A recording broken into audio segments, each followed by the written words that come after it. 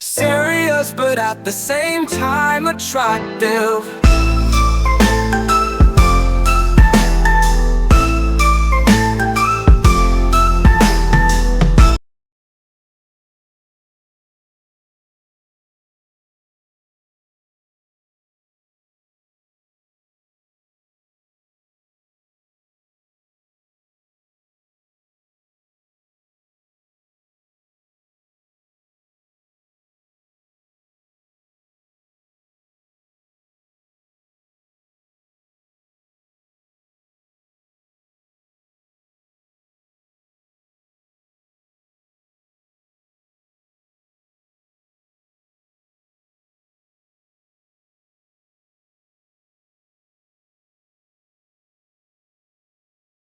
Masu maash dol, hartagan hadishi buin bihki.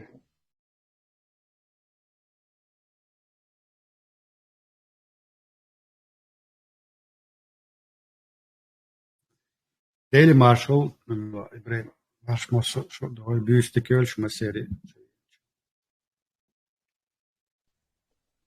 Bamba chota dawe norwe hen siwa agu chwele bamba istama.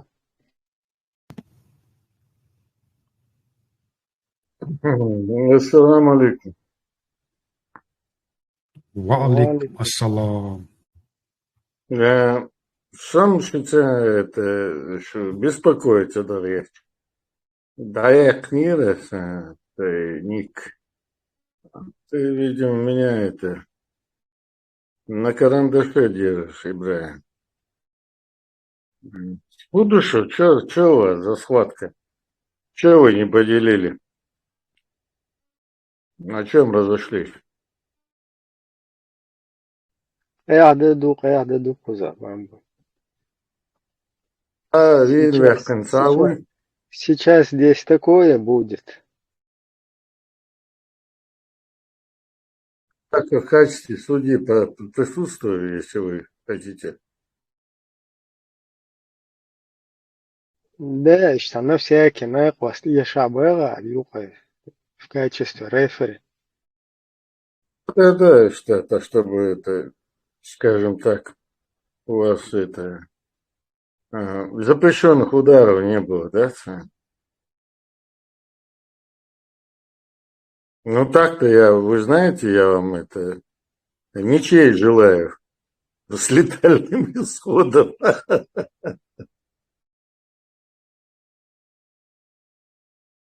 Да, хаздик пожелание, юда, Шутку не оценили вы. Да, я чувствую.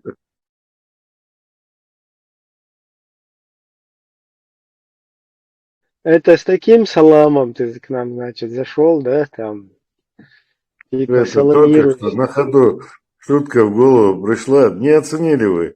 Юмор ячится, да, отсюда Значит, attention. обычно ходишь мадуис, кто вот так с саламом приходит, да его салам мялхула, от него нужно ожидать, короче, чем длиннее салам, тем больше, короче, вот этого опасаться надо. Это, зацикливаться сюда, да? У вас проблема, да? Я думаю, что вы бы стали бы, скажем, более здоровее. А так как у вас, видимо, одна проблема, я не знаю, из чего она возникла, мне кажется, ваши дела очень плохие.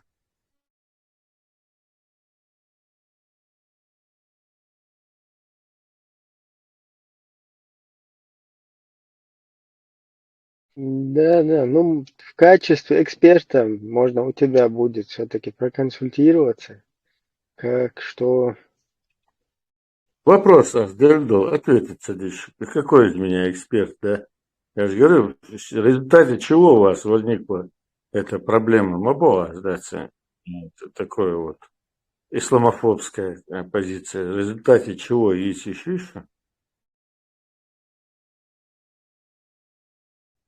Да, исламофобское, вообще это слово неправильное, да, фобия, то есть боязнь, Прямой исламофобия. перевод, это прямой перевод, так-то ты же понимаешь, что коннотация.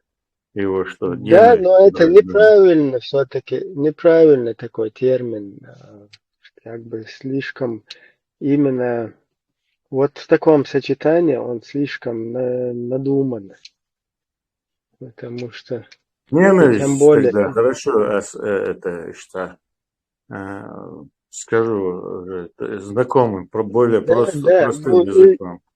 и тем более, причем тут ненависть, там, если какой-то шпигун, вот, например, Путин приезжает в ныне оккупированную Чеченскую республику Ичкерия с этим рукодельным, рукописным там, Кораном и использует там какие-то, я не знаю, вот эти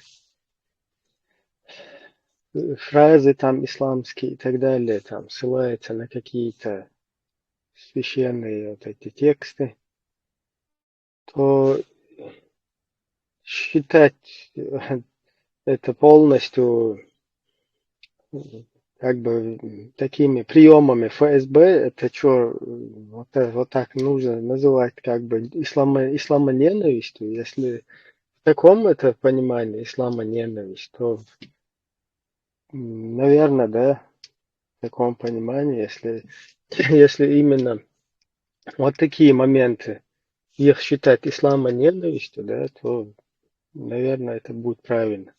Если же это так в целом, там, мусульманам, хотя мусульманину рознь, да, если вот с тобой эту тему сейчас мы ковырнем, вот это ты не по теме сейчас как бы пытаешься поднять вот это дело, то мы с тобой, как обычно, накопаем, что там есть сотни течений, и самое правильное будет твое, которое призывает всем другим, ну, в конечном итоге, там, отрубать головы, конечности и так далее.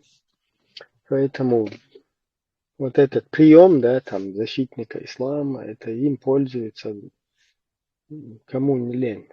Вот Путин, кстати, который приехал с этим рукописным, рукодельным Кораном, он как раз-таки и мастерски это использует. Вот я его на днях слушал в Брюсселе, потом в других здесь европейских городах, вот с 99 по нулевые, там, начало вот, 2000-е, первый, второй, как он ездил по европейским странам, и вот эту всю идеологию он четко выкладывал. Там они хотят от моря до моря халифат создать, якобы мы. Более того, они хотят всемирный халифат. И вот эта вот идеология, о которой он говорил, которой он пугал весь мир, потом обращался к людям. Вот вы, насколько я знаю, журналисту, вы гражданин государства, которое в союзе с Америкой. Вы в опасности. Представляешь? А потом, уже спустя там какое-то время, теперь Владимир Владимирович сидит и говорит, что Америку там они, я сейчас не буду Кадырова цитировать, вот в такую позу как бы поставят. Дословно цитировать не буду. И вот такие вот настроения, да, там антиамериканские, антизападные, там Запад с ними воюет, потом они угрожают всем ядерной атакой. Очень шустро он сработал, действительно такой шустрый парень, и очень хорошо он использовал все вот эти приемы. И вот я на днях, когда смотрел это дело, просто это повторно вот я удивлялся, да, не то, что повторно, я повторно, вернее, смотрел это, да, и я вот удивлялся. Очень действительно он вот эту вот информационно-пропагандистскую работу неплохо проводил. То есть везде, во всех европейских вот этих вот каких-то мероприятиях он именно на этой теме рос. То есть на вот этой теме борьбы с международным исламским терроризмом. которую они к нам приклеили. И на этой теме вот Путин, он восходит на трон, и в глазах мировой общественности он вот так растет. И вот все, от чего он как бы предупреждал, да, Запад, вот так, там, об этих исламистах, то есть политических исламистах, о террористах. Вот как он предупреждал, это вот все полностью сегодня вот эти деятели на территории европейских вот здесь государств, полностью они сделали из вот этих вот слов Путина вот такой вот как бы, ну как будто бы он вот как в воду глядел, да, вот как все его вот эти высказывания, они сбываются посредством вот этих вот будулаков, да, которые голову там отрезают. Вот сейчас недавно в Бельгии террористов, короче, поймали там, обезвредили. И вот это вот все, что здесь там дальше происходит в политисламистских кругах в Европе, вот все там они достаточно четко подыграли Вадиму Вадимовичу Пукину. И да, очень успешно, удачно. Там вот я снимаю шляпу, потому что и вот сегодня я даже наблюдаю на нашу баранту, которая абсолютно, она не, вот это вот общество дебилизировано, оно вообще не дружит с вот этой вот реальностью, не дружит с, я не знаю, с логикой, с происходящим, не анализирует. Вообще им не интересно. То есть эти люди, они вообще зациклены на вот этих идеологиях, там, вот так вот приписано, это кефиры туда-сюда, и даже не допускают, что вот это им все предписали на Лубянке уже заведомо. Вот как-то так.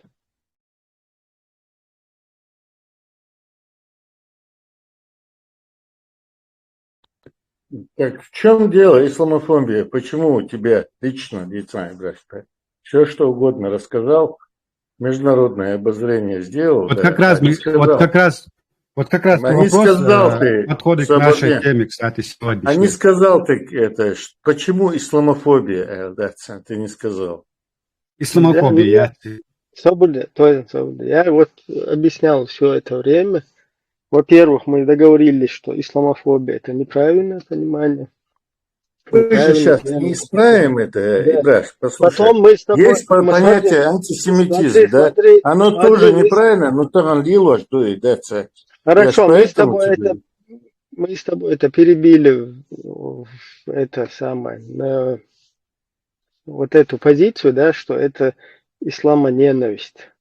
Ты это типа имеешь в виду. Да, да. Потом я тебе объяснил, в чем заключается исламоненависть, которую мы Правильно ли я проявляем понял? здесь. Можно я сейчас тогда? Правильно ли я понял, что из-за того, что там Путин это какой-то мусхаф целовал, да, через него у тебя ненависть к исламу появилась? Нет, неправильно ты понял. Хотя я думаю, ты понял, но вот пытаешься переиначить. Уточняю, я же не могу за тебя додумывать. Давай Если я додумываю за тебе тебя, я еще раз. конспиролог, кто угодно, да. Если ты хочешь как эксперт узнать, я у тебя как социолог, да, я у тебя спрашиваю и отталкиваюсь уже от твоих ответов, короче говоря. Ты много чего рассказал, конечно, да, великолепная память у тебя там, все. Но я вот так и не понял, почему к исламу ненависть? Ну, повторяю, ненависть к исламу, о которой ты говоришь, это ненависть к тем, кто использует вот эту вот карту исламскую, исламистскую, там Путин, там его вот это вот ФСБ, вот эти вот манипуляторы, там другие, возьмем там Саудовскую Аравию, партнеров русских и прочих деятелей, которые эту карту используют, и посредством этой вот, ну, вот этих вот приемов, да, исламских, исламистских, которые они, кстати, сами разрабатывают.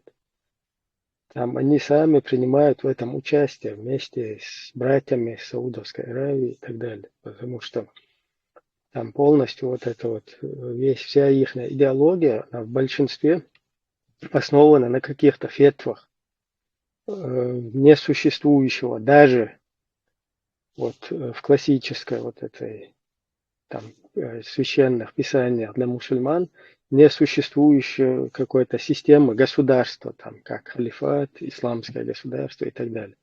То есть вот это все высосано из пальца и преподнесено вот так в наше общество, внедрено, и вот именно вот этот вот момент, который он, конечно, он ненавистен, и с ним надо бороться. То есть именно с тем, что наш народ полностью использует посредством таких идеологических трюков, идеологических приемов. Вот как-то так, я не Если знаю. они какие-то приемы это для невежественных людей применяли, ты считаешь, что надо ненавидеть ислам и таким способом, да, то есть пытаясь третировать, утрировать, да, исламскими понятиями, да, ты так это нормально считаешь, да? Бамба, ты как будто бы тупишь, знаешь, как будто ты не понимаешь, о чем речь идет. Ислам. Тебе 10 раз объясняют, что идет речь о приемах использования вот этих идеологий. То есть вот именно в этом Послушай, кроется ты, вся я проблема, понял, ты сейчас с которой мы сталкиваемся, и с которой нам приходится, вот, по которой нам приходится просвещать нашу общественность, понимаешь? просвещаете, исламофобией просвещаете? Нет, путинофобия, геблюкофобия. Ислам, на который вы все Да, время да. валите, Ислам, все проблемы ислам, валите. который нам втюхивают, с которой Путин в 2002 году в Бельгии на конференции в Брюсселе разъясняет, что от моря до моря халифат, что исламское государство. Потом объясняет одному из этих журналистов, если вы уж настолько радикально и Я готовы слышал, Ибрahim, действительно я слышал, принять но ты, ислам, если да, ты что он читал, его ты же помнишь эту полторанина, операцию да? проведет, эту операцию А, проведет таким образом, что там ничего не вырастет. Вот так вот он объяснял это, да. понимаешь? Ну давай ты вот эти, в наше время и свое, и мое будешь беречь, да, не пытаться своими словами рассказать. Я же говорю, я это видел, помню, это тогда человеком я взрослым был, да, с хорошей памятью, и сейчас я это помню, и у вас еще раз посмотрел.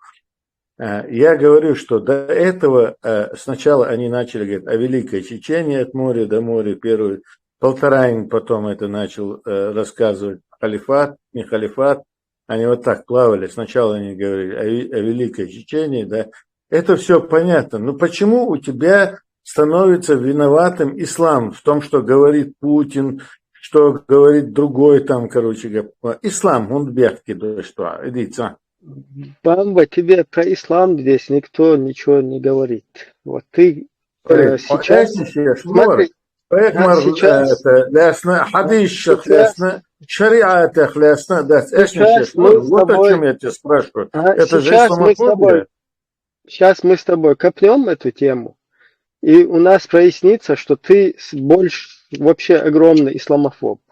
Вот я к тебе тоже могу применить, что ты исламофоб. Для тебя шииты мусульмане? Вот вопрос тебе. Ты считаешь их мусульманами, братьями? Ты считаешь их правоверными? Шиитов. я должен их считать, да?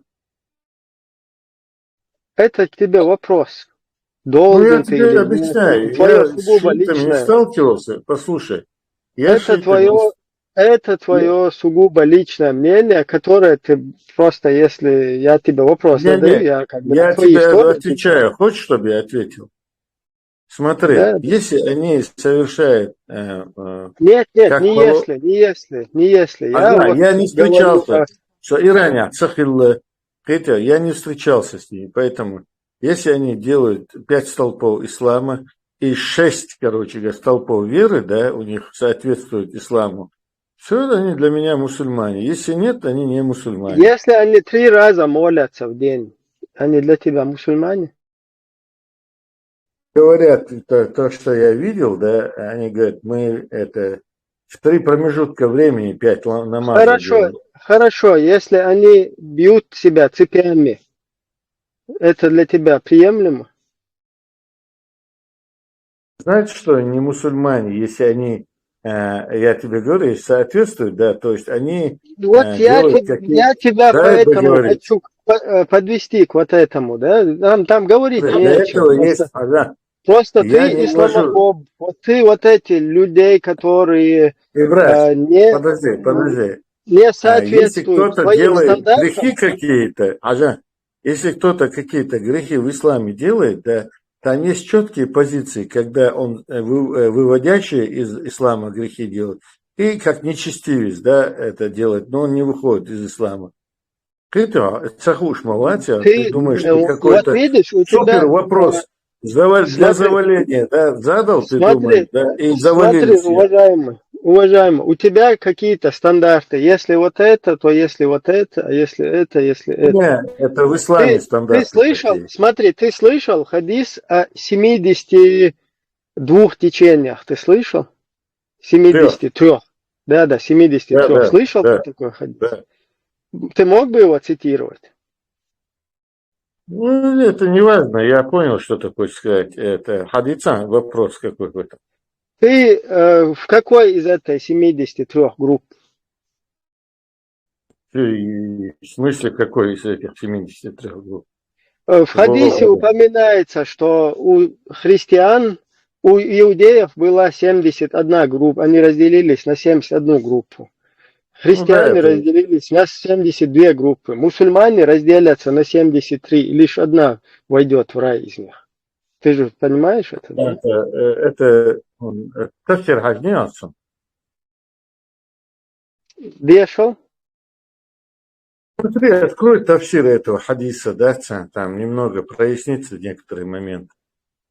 Где шел? Он до измадывается тафсир. Нет, я не собираюсь его открывать. Ты же его привел, да, и это, Я знаю. тебя привел.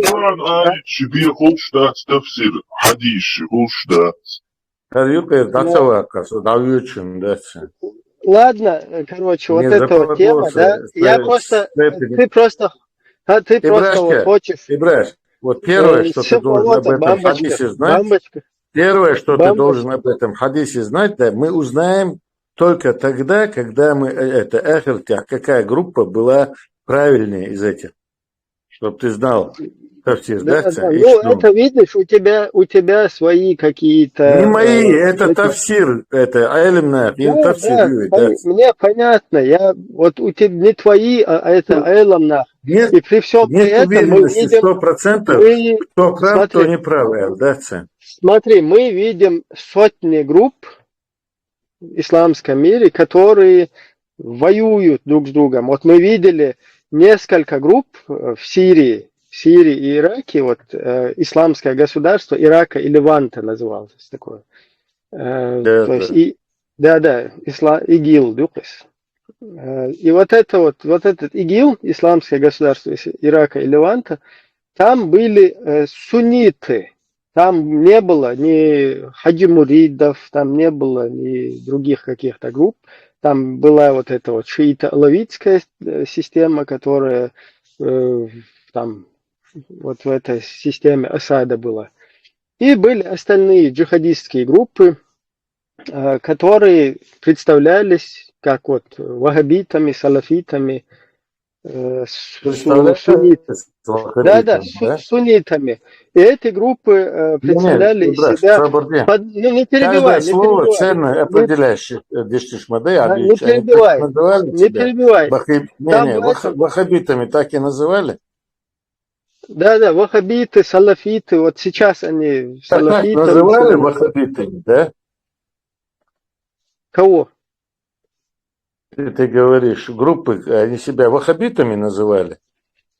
Ну, себя-то никто не называет ваххабитами, ни другие какие-то. Если ты их имена не помнишь, Если А, ты я название тебе, их не помнишь, ты можешь я сказать просто вообще, какие-то смотри, джихадистские я, группы, можешь сказать. смотри, я вообще не против этих каких-то групп, не против в смысле того, чтобы их убивать, там, чтобы они друг друга убивали. Я вообще противник того, чтобы они друг другу головы резали. Но сейчас речь не об этом идет. Сейчас речь идет о Понимаю, том, я что тебя вот эти... спрашиваю, почему ты Ты, ислам? Ты ты, приводишь какие-то ты группы и ненавидишь перебиваешь, ислам. ты Через меня них, что ли? Из-за этого перебиваешь. ненавидишь, что ли, ислам? Ты Я не меня пойму. перебиваешь, тебя можно отключить. Вот ты сейчас время зря тратишь, мы можем к чему-то Ибраш, прийти. Ибраш, Даже, ты даже растягиваешь будучи вопросы. оппонентами, даже будучи оппонентами, мы можем нормально диалог провести.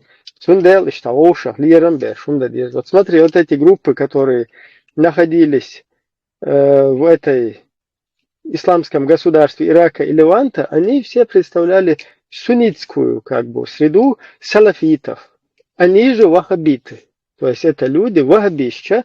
Если Бамба не знает, кто такие ваххабисты, да, которые вайцах ваххабиш, бушейтны, что гунядин, дубошат, кадыровар, по-русски чарта, идуич. Мы все же это знаем, что это за движение. Вот это ваххабиты, салафиты, они же сунниты, эти люди, они, несмотря на то, что у них одинаковые взгляды, они не суфисты, не какие-то ашариты, не шииты, не пушиты, мушиты, гуютерти разные. Это вот как бы одна среда с одним и тем же пониманием. При всем при этом эти люди воевали полностью, переключились с войны против режима Асада, против которого вообще началось вот это все. Они переключились и вот так вот противопоставились друг другу и, то есть, воевали между собой. И в результате этого, как мы знаем, там вот эти все жертвы, и в итоге там русский режим, он как бы восстановился. Ну, имеется в виду, что вот эти люди, как они могут друг с другом воевать? Уж исламофоб, шбуя, исламоненавистник, шбуя, худутигадек. То есть вот эта вот подмена понятий, о котором говорит Бамба, там, ислам, духал, дуи, гунадина, дуи, это вообще не к нам сюда, в партию, не в наш чат это говорит. Мы, наоборот, не хотим, чтобы у нас были джабхаты нусры, джейш аль-ислам, даиш, джейш аль-таунадинак, аль-Каида, чтобы у нас вот эти люди появились и друг друга, чтобы они не мочили вот против вот этого мы, а не против там, а какой-то духовный мир, что делах тиешами, хотя дел ешал там обречь, хай нормально, хай нэр ногу цееш, хай матоу, хай лил тебе никто. Вот вся проблема в том, что вот это вот тяга и вот исламское государство Ирака и Ливанта, тяга, вот хульштолом Афганистана, хульштол, разборк, тяга, чтобы в нашем народе искоренилось вот это. Вот за это мы выступаем. Не за то, чтобы там Алгунадин, Бин, не Бин. Наоборот, шугоуша, моей дуракше. Шулиелу, леле, до Путиним, звереви, цахую цаху шелца.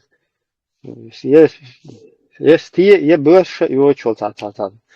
Боюхом шат, цер, иха еш, лилу шмаю, шу аудлаш, да? Цаех келца, не вообще не нюка, там не нахах етериочул, гнидный шат, цер просто ишта. Тому эдон, лоуза лоуш, берши, цен, песочница, лоуш, берш, да? Цер, цен, уж лоуза берш. Уж малоуз бар, ишта лоуз, деш, мануш, лоуша, да, эдович. Из малелди, вот. Из юкуза, вот такой посыл юкуза ящик. Вот как-то так он меня в эту тему, короче, затащил, но это надо было все-таки разъяснить, то, чем мы занимаемся. И мы вот сторонники Ибре, именно того, чтобы вот это вот нашу среду не приносили вот эти вот идеологии, которые, посредством которых нас будут друг друга лбами сталкивать и уничтожать наш народ, и тем самым его постоянно вот держать под своей вот этой русским сапогом и использовать его на своих геополитических там вот этих площадках во всем мире и так далее. Вот против этого мы. Если это исламофобия или исламоненавистничество, пожалуйста, можете так это называть. Флаг вам в руки. Су И бамба специально.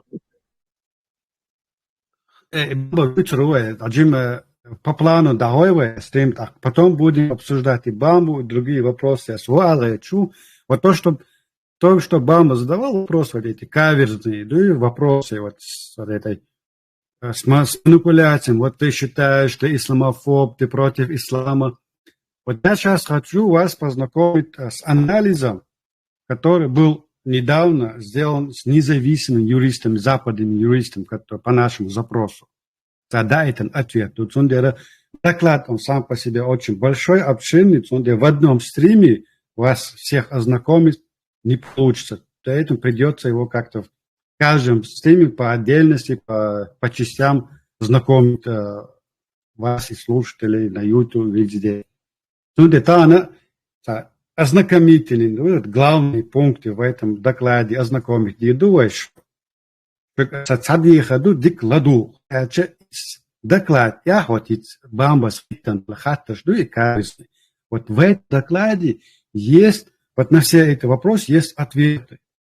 Полностью проведенный доклад. Что случилось, почему случилось и к чему все это привело.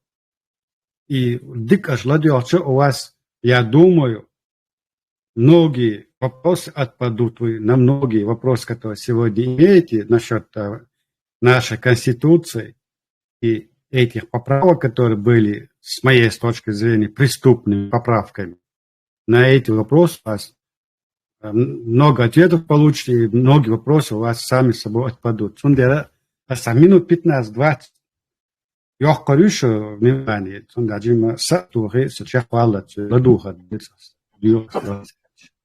Кайзер бях мобила хавол валли ташит ваш درس. Чамел исламом бяхал мадати вай. Но и Бамба и специально радикально ваххабизм яржош. У массу групп щаву и радикально вуй. Шундел и сразу давай инши. Вам больше ворванизм.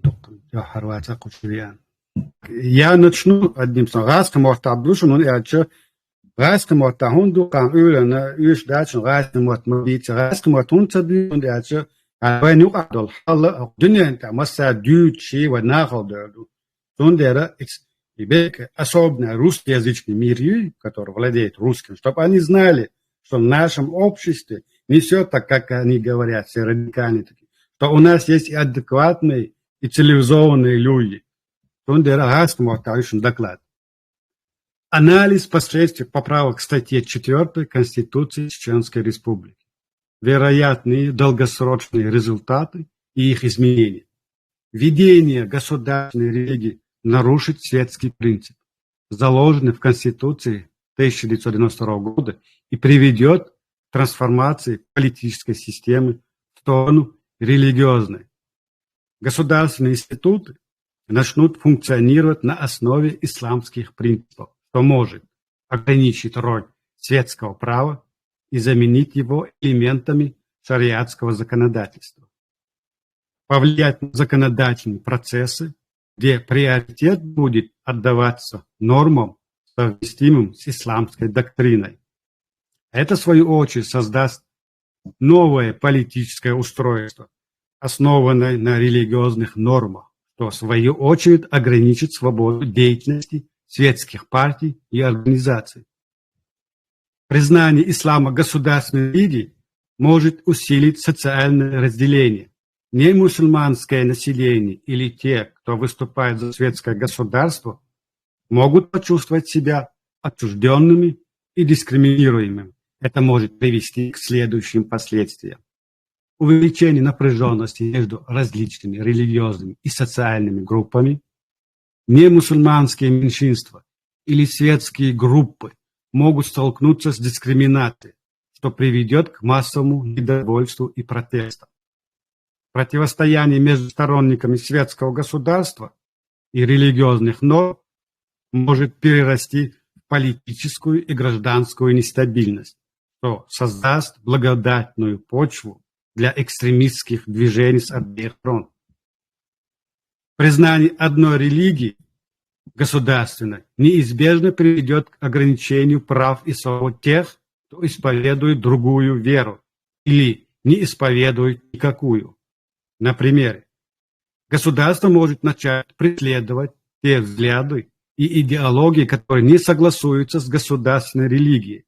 Это затронет прежде всего журналистов, общественных активистов и простых граждан. Граждане, не придерживающиеся исламских норм, могут столкнуться с ограничениями в доступе к политической жизни, трудовой деятельности и другим аспектам общественной жизни. Преобразование Чеченской Республики в государство с религиозным уклоном может ослабить ее международные связи, особенно с теми странами, которые основывают свои отношения на светских принципах и соблюдении прав человека.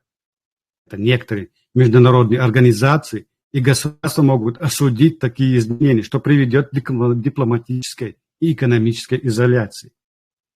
Поправки могут вступить в противоречие с международными договорами о правах человека, что приведет к ухудшению отношений с международными институтами. Введение ислама как государственной религии и интеграция религиозных норм в политику может привлечь радикальные элементы, которые будут стремиться, в свою очередь, к дальнейшему ужесточению законов и усилению религиозного контроля. Это может создать условия для роста экстремизма как среди исламистов, так и среди тех, кто будет сопротивляться таким изменениям. Поправки к статье 4 Конституции Чеченской Республики в долгосрочной перспективе могут привести к религиозной трансформации политической системы, социальной поляризации и снижению гражданских прав. Это создаст условия для внутренней нестабильности, ограничит международные отношения и может способствовать радикализации общества. Все эти факторы могут привести к глубокой социальной и политической нестабильности в республике. Да, как дежавю, прям все про нас. Все то, что у нас происходило в прошлом 20-25 лет назад. Не убавить, не прибавить, а как дежавю прям. Дальше идет краткий анализ. Будем анализировать три версии, что к чему все это привело. Анализировать три версии Конституции Чеченской Республики Ичкерия 1992 года, 1996-1997 годов, Низам 2000, можно выявить важные изменения, особенно в статье 4, и их роль в провозглашении исламского государства. Первый пункт. Конституция Чеченской Республики Ичкерия 1992 года.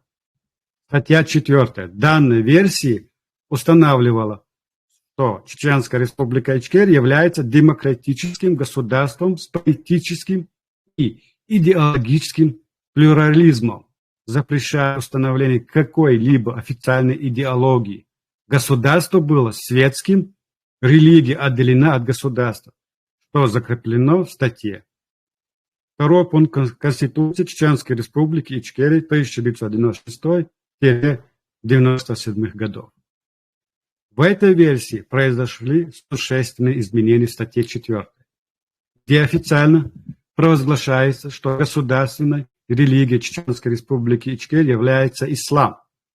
И это изменение фиксирует начало формирования исламского характера государства, что предвещает дальнейшие шаги в сторону исламизации правовых и политических институтов.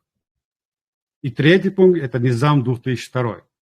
В результате шариатской реформы, инициированной указом президента в 1999 году и завершенной в 2002 году, Чеченская Республика Ичкерия официально стала исламским государством.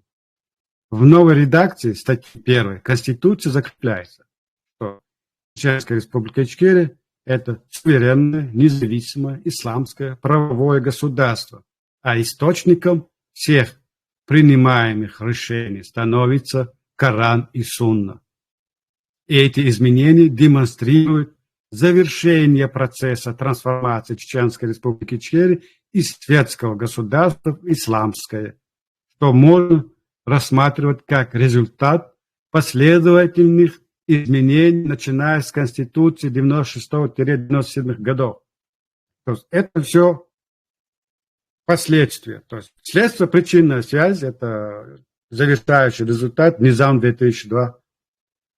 И вывод, который был сделан независимыми юристами.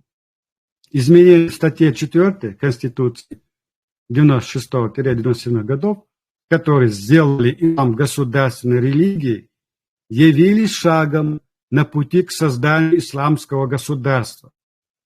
Эти изменения подготовили почву для провозглашения Чеченской республики Ичкерия исламским государством в 2002 году в рамках Низама 2002, где было окончательно закреплен шариат как основа правопорядка.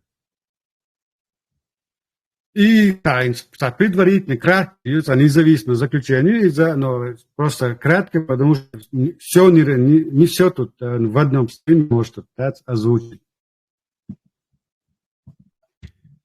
Предварительно, кратко, независимое заключение международных экспертов по основам конституционного права. Для анализа легитимности поправок Конституции Чеченской Республики Ичкерия 96-97 годов необходимо рассмотреть несколько юридических аспектов. Первое – это аспект юридической природы этих поправок. Поправки в Конституцию 96-97 годов касаются введения религиозных элементов в конституционный строй, в частности, признания ислама государственной религией. В соответствии с принципами конституционного права, любые поправки должны соответствовать основополагающим положениям Конституции и процедурам внесения изменений. Все эти поправки должны были соответствовать основной Конституции. Второе. Сама процедура внесения поправок, какая должна быть согласно правовым нормам. Конституция 1992 года, действовавшая до изменений, предусматривала определенную процедуру внесения поправок. Поправки должны были проходить через парламент и соответствовать принципам демократического государства, которое гарантировало идеологический плюрализм и отделение религии от государства. Согласно статье 1 и статье 4 Конституции 1992 года, Чеченская республика была определена как суверенное демократическое правовое государство с верховенством прав человека, и никакая идеология не могла быть установлена в качестве официальной.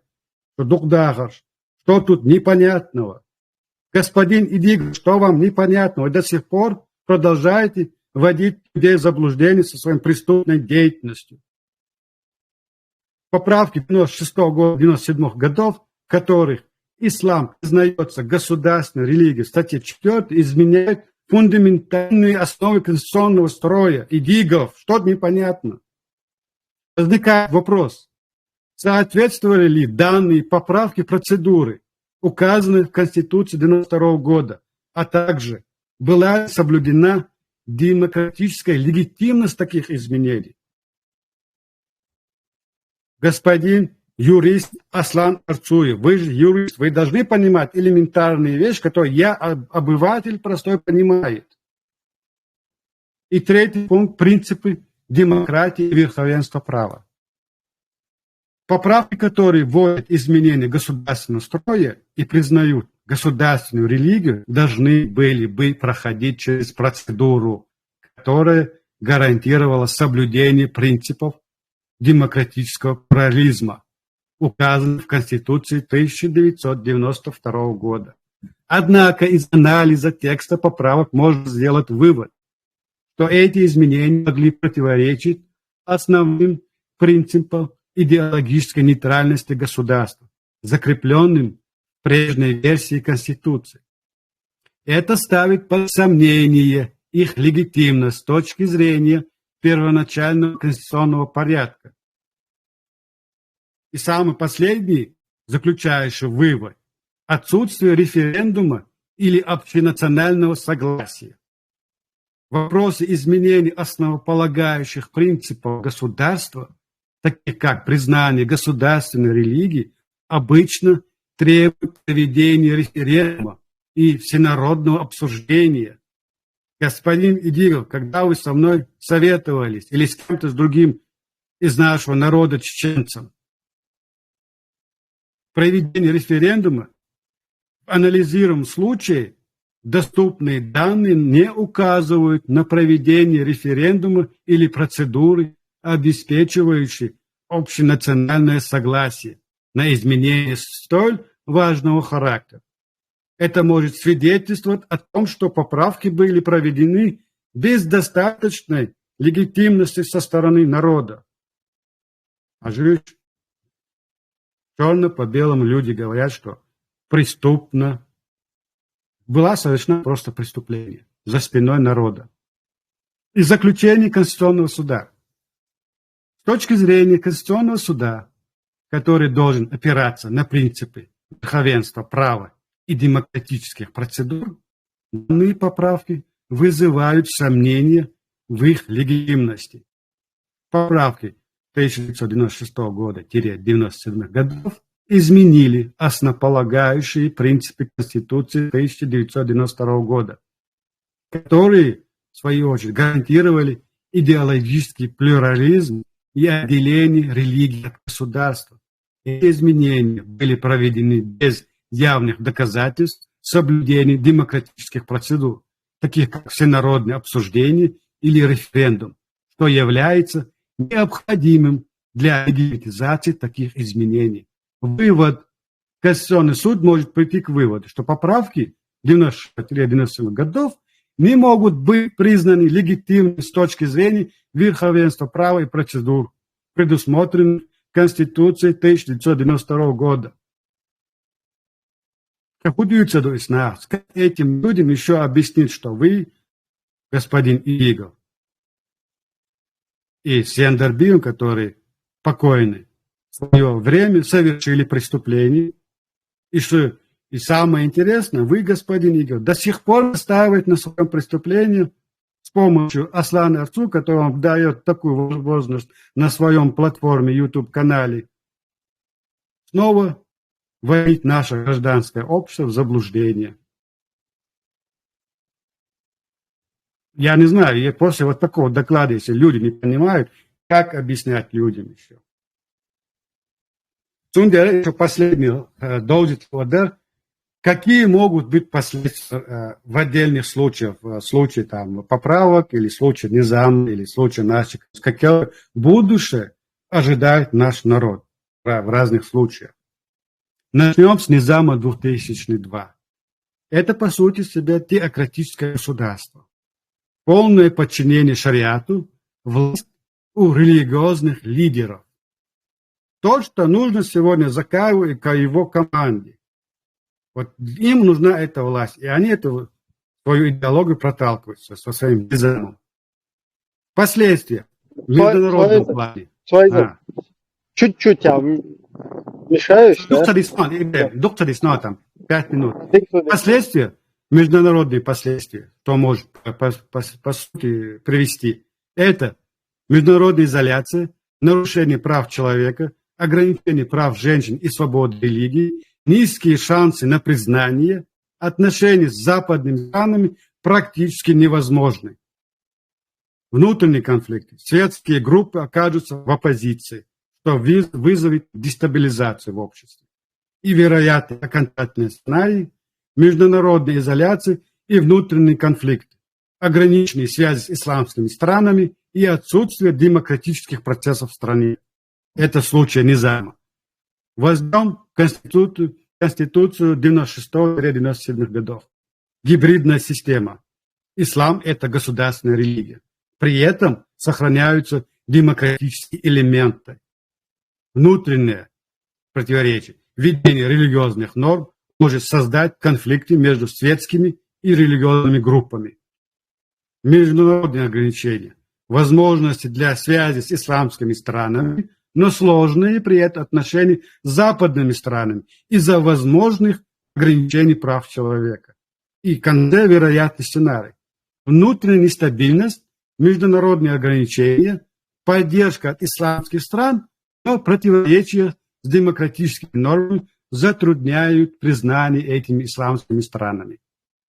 И последняя наша Конституция 92 года – это светское и демократическое государство, суверенитет, прав человека, разделение властей.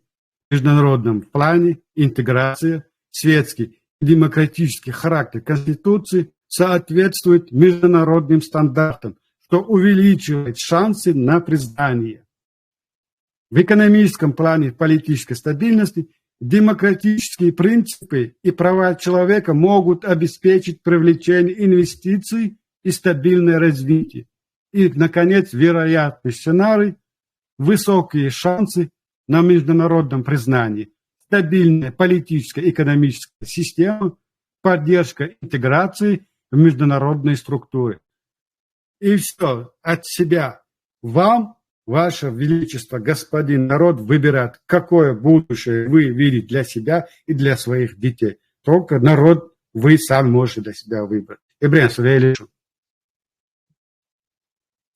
Да, сам просто в контексте 2-3 слова я хотел дополнить. Сейчас это уже будет не так звучать. Но, тем не менее, я в точности цитировать дал, да, сюда, момента полного принятия шариатского управления. Момент, Аллах. Просто иду, да, полное вот это принятие полного шариатского управления. И то, что вот эти вот политисламисты, они пытались протолкнуть, просто там вопросик возникает, какого толка полное шариатское управление, какого толка? Салафитского, абашитского, суфийского. То есть там же, понимаешь, там же открывается потом еще 200 каких-то вопросов, которые появляются и которые нас начинают дербанить, разобщать. Вот это, и вот эти 1400 лет вот, затягивают нас в игры, в разборки 1400 лет давности. А так, в целом, вот это, как бы то, что ты зачитал, да, все вот эти моменты, я единственное, чуть-чуть с вот этим контекстом, не то, что не соглашусь, а как бы его, я подправил, да, там, как будто бы вот это все произошло, и нас как бы просто ставят перед данностью. Я просто хочу сказать, что все вот это перечисленное, оно вот оно было зачитано в таком формате, либо потом было принято это, потом было принято это, и это привело к вот этому, это привело к вот этому, вот эти моменты. Я бы сказал, что если это принимать преступные вот эти вот поправки, преступные незаконные действия, то оно приводит к вот этому. То есть мы не собираемся, это как бы не, мы сейчас же не ведем какой-то суд, это заключение, это не есть заключение суда. Просто вот на данном этапе все вот это вот произошедшее, все вот эти вот моменты, они не являются действительными, и мы вообще всерьез их не воспринимаем. То есть все вот эти вот незаконные действия, они как бы не произошли. То есть это просто попытка чья-то. Вот сейчас какие-то люди сидят, они говорят, я царь мира, я царь вселенной, я царь какого-то галактики. И себе они сидят там где-то под нос что-то говорят, что-то там бубнят. Это не есть факт. То есть мы это не просто... Мы сейчас обговариваем их дебилизм. Вот это то, что они себе под нос где-то сидят и бормотят там. Потому что это не есть действительность. И мы сейчас говорим о том, что вот это высказывания какие-то там, я Наполеон, они полно абсурдные. То есть вот в таком формате это как бы надо преподносить нам, да? Потому что от того, что человек говорит, что я Наполеон, он сказал, вот этот сказал, что он Наполеон, вот этот сказал, что он какой-то там, я не знаю, Суворов, вот этот сказал, что он там, Кутузов, короче, какие-то люди что-то там выговаривают, это не есть законные действия. То есть пускай там в дальнейшем суд разбирается, но нам вот эти их самопровозглашения какие-то, что они какие-то короли, что они какие-то Наполеоны, что они там приняли документ, что весь мир принадлежит им, они его перевернули вниз головой. То есть вот это высказанные какие-то вот эти вот на этих этапах или где-то записанные вот этими людьми, кучка людей, вошедших там в сговор, и вот эти их действия, проведенные ими действия, они не являются вообще серьезными, чтобы мы как народ их воспринимали. И то чему сейчас следует, все политисламисты, там, начиная от Идигова, Закаевых, кончая всякими мыслями исламов, детьми федерального судьи Янгульбаевыми там, и так далее. Вот эта вся политисламистская среда, то, на чем они стоят, это вообще не имеет под собой какого-то фундамента абсолютно. Вот. И Алуалсу, я не знаю, правильно я высказал или нет. Сукит аборчна, Ибрем. Асиханти дал, еще надо подчеркнуть, и то, что мамба богуй, тебе задают этот провокационный вопрос, ты против ислама, исламофобу, власть ислама против исламофобу. Вот мы элементарно все это время говорим вот про этот анализ, который сделал независимый юрист, который ни при чем, который не заинтересован ни в чью сторону. Вот чего мы боимся, мамба. Мы не против ислама, мы не исламофобы, мы против того, чтобы наш народ вгоняли вот этот радикализм. Мы хотим светлого, хорошего будущего для своих детей. Если для своих детей ты этого не хочешь, мы хотим для своих детей, чтобы мои дети жили, как сегодня живут дети на Западе, европейских странах, где они обеспечены, образованы, страховка, медицинская, все есть. Он ищет бах, ищет дюне деть для своих яхин, хадук вахак. И до обохак.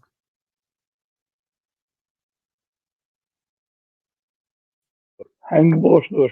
İdiğe borçlum da Zakaya borçlu. Леха, иди вообще тут целом так где вот да тут как может так. Я понимал бы до 20 лет в прошлом, я еще мог бы понять в то время, не были образованы, мы не догоняли, что такое политика, мы не знали даже, что такое демократические права, гражданские права. В то время он мог обманывать народ вот своими сладкими речами, набором этих слов, а по сути, мы словоблудие, просто элементарное словоблудие. Сун, например, который человек вырос, я вырос в Европе, я прекрасно знаю, что такое демократия, я прекрасно знаю, что такое мои права. Сунде, так и Дигов и ему подобное не смогут меня обмануть со своей красноречием. Не смогут. Я знаю на то больше, чем Дигов. Он застрял в своей молодости, в своем прошлом. Я живу, господин Идигов, в другое время и среди других людей, которые совсем другое мировоззрение. Сунде, хватит нас обманывать, хватит эту лапшу вешать, докум дать. Если они говорят, человек босс, талак и так.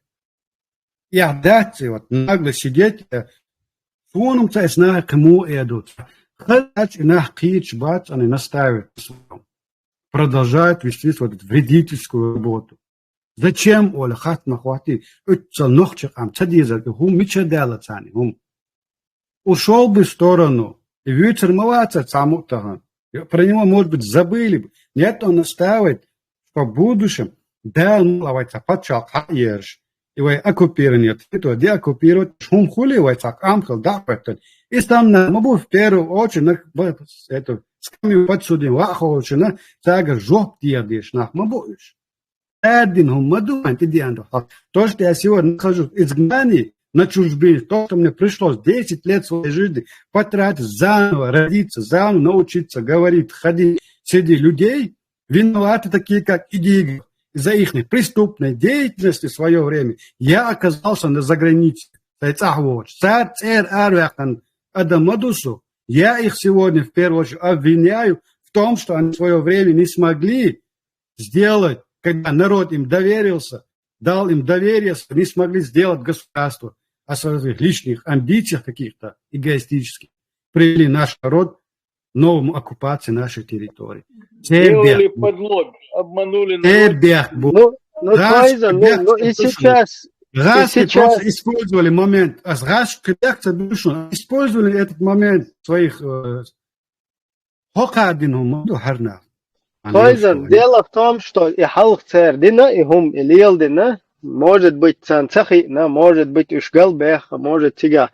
Их бина, я жим ахчанах их велхеру цавек, таджим особо, что хумнах их велхер мег звездная болезнь, кайтахер мег цаволчун, ислам дин духчо диеш ишен худу цаху штец ишта щебокула даггар что ихна, это все возможно тогда, что было. Но сегодня стоять на вот этом, да, и не вот эти вот ошибки какие-то, их не признавать, да, хотя бы.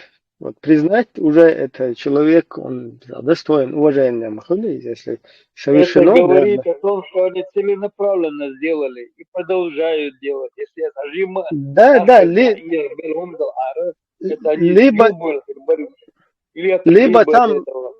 либо там рыльца не то, что в пушку, я не знаю, загажено, да, вот это рыльце, которое уже не отмывается, видимо, короче, в Хэно все равно говорит Тарду, кучу Хэшибу, Муса у Муса Машуол, Эроно Машуол, ветеран, Люхуг, Абак, Шумаштуол, Муса Вистралахо. Да, Машта. Ну, бог, я сейчас недавно сравнительно вошел. Его одна и та же тема у вас. Религию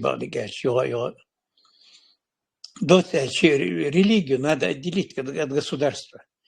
Религию надо защитить. Вот, религия, любая религия нуждается в защите. Вот. А как ее можно защитить? Отделив от государства самым решительным образом. Если религия хоть каким-то образом, прямо или косвенно, сопричастна с государством, эта религия превращается в религию шайтана, в религию дьявола. Поэтому ради самой религии даже вот, стоит ее отделить от государства и земными делами заниматься по земным законам. Вот и все. Если мы этого не поймем, мы все время будем вариться в этом вареве, в печальном, эти безобразные молы, чувошел, щевархайте бехкан, аудумшнич. Я как вспомню, религия, у меня сразу вот этот предвоенный период, перед Первой войной, я имею в виду, сам враг народа за то, что я их всех обнародовал, кто сколько своровал по списку, начиная с Дудаева, и Моссу. Человек 60 их было, кто воровал нефтепродуктов. Вот. Идина Элла, уголовное дело, меня вытравили оттуда. Вот, Цигар Давахлай, я вот помню, там собирались там эти сейчас пророк Шбубош, будет бел Эйзенбош, я сейчас пророк, я же замах, что вошел мягкий, я могу останавливать поезда, а ты знаешь, там я теперь еще говорят, вот люди, эти прустовцы народа, вот они сидели и цокать, качая головой, вот так прям с нескрываемым восхищением, слушали бредни этого дурачка, шизофреника. Вот, там еще одна, 5 этих пророков я лично знаю. Вот, женщина одна приходила ко мне в Москву, сейчас пророк его ищет, еще воззвание опубликовать, дара, изважен, вот, сейчас инкрустация Иисус Христос, уча Бог, мукая Иса Бог, Конху. Вот как только мы уделяем внимание вот этому мракобесию, мы сразу впадаем вот в жернова в эти. Сразу мы ломаем себе крылья, ноги, руки, там, мозги отшибаем себе. И допускать нельзя. Если мы религию отделим от государства, тем самым защитив эту религию, кстати говоря, то религии будут заниматься не дурачки эти там, сейчас пророк, устазу и бог, не они будут заниматься, а те, кто искренне верит, делают лишь там мусульмане, Аллах, христиане, Аллах, буддийцы, Аллах. Религии будут заниматься искренние люди. Вот. А когда с государством завязано, это уже все наделы. Можно это чуть-чуть поддержу? Вот именно, и диквара, что религию надо защитить, полностью огородить ее от внешних каких-то вот этих вот завязок, да, от спецслужб чужих, посторонних, вражеских в большинстве государств, и взять под контроль, то есть чтобы через эту религию как бы компетентные органы, они постоянно должны вот это вот дело держать под контролем. Да, чтобы через вот это не манипулировали и не вели подрывную деятельность против государства и в итоге всего нашего народа. Ну, контроль, он будет, он легко осуществим, контроль, когда пресса будет свободная, когда пресса будет свободная, когда народный контроль будет, это само собой будет, но религию надо решительным образом отделить. Отделить Вопрос Колосон. Отделить, я понимаю, и ее защитить могут. Да, критиковать нельзя будет ее, значит, да, получается? Нет, критиковать все надо.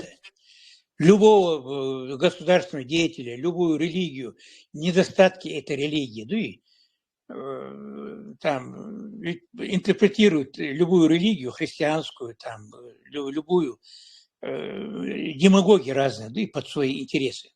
Поэтому критиковать надо обязательно. Не подлежит критике только Господь Бог, Создатель Вселенной. Остальные все должны подлежать критике. Иначе человечество вырождается.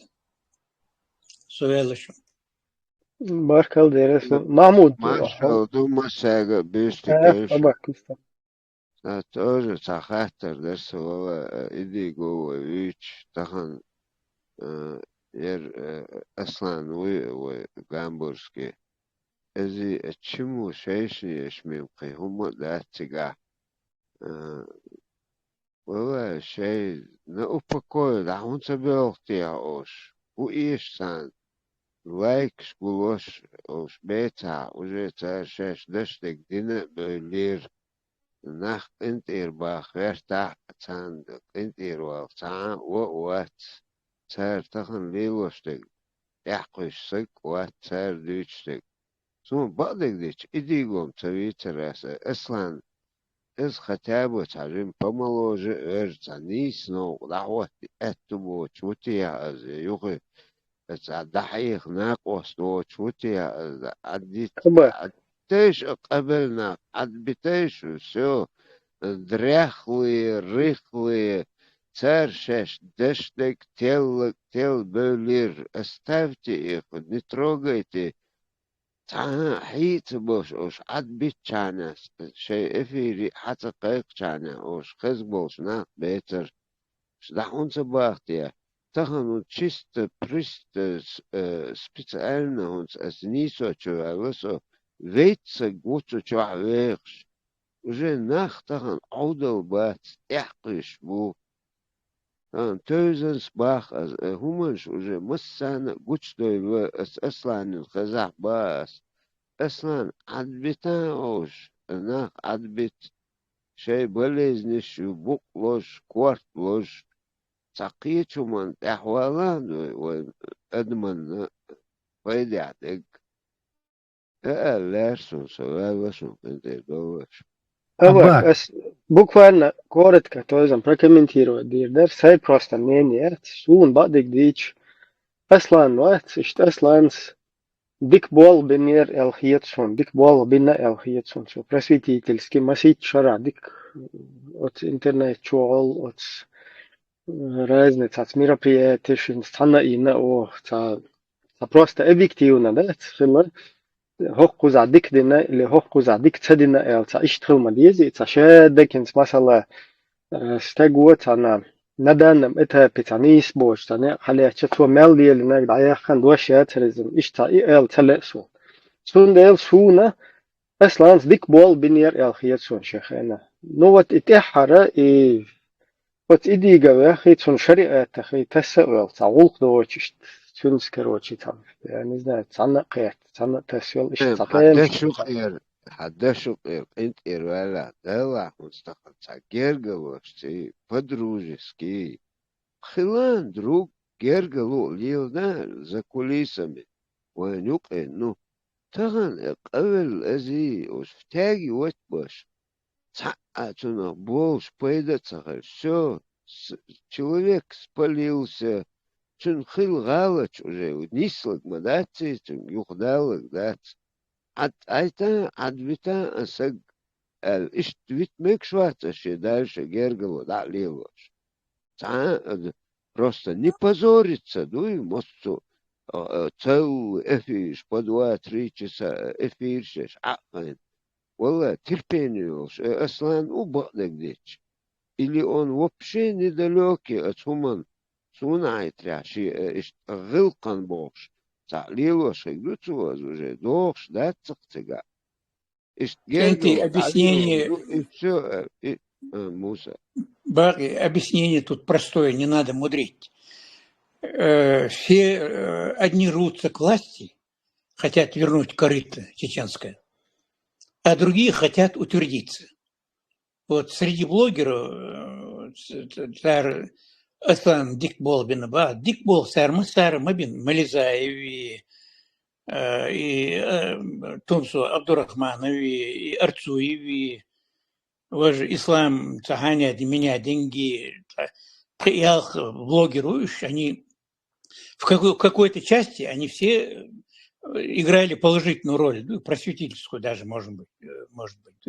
Самый топовый из них это без сомнения Мализаев. Вот, но им не имется, потому что каждый из них хочет утвердиться. Вот. Один утверждается там, делая какие-то правильные вещи, иногда ошибаясь, а другой там постоянно падает под телегу, но отряхается, отмывается, залечивает раны и опять падает под телегу. Вот. Поэтому от блогеров не надо ничего требовать. А вот от этих старых китов, вот, которые в свое время протаскивали шариат, которые гробили чеченский народ, угробили, и подвели их под русские бомбы. Вот их, что они реанимируют, и иду мерзким, говорю мерзким, иду. Каждый. Муса, вышму, اديت программе اخن ونتقبل ويشمو уже حديثنا مسان خوش دو اتر خلق يلو اشيبكش خوشو اوش уже تخن سرازو اوش يوخ ياركوك يات و حيتين تاعنا عتون تعال لوي مواتي قجرات عنا вистроишь خشواتو хотя ты знаешь больше их. Бахас, вообще кавычи, отойди отдел, я нақар мазиш лилда, слушай, цацана, подсказки, мекштать. Целую часа передачи, а что полностью? Тот, кто однажды вкусил кусочек власти,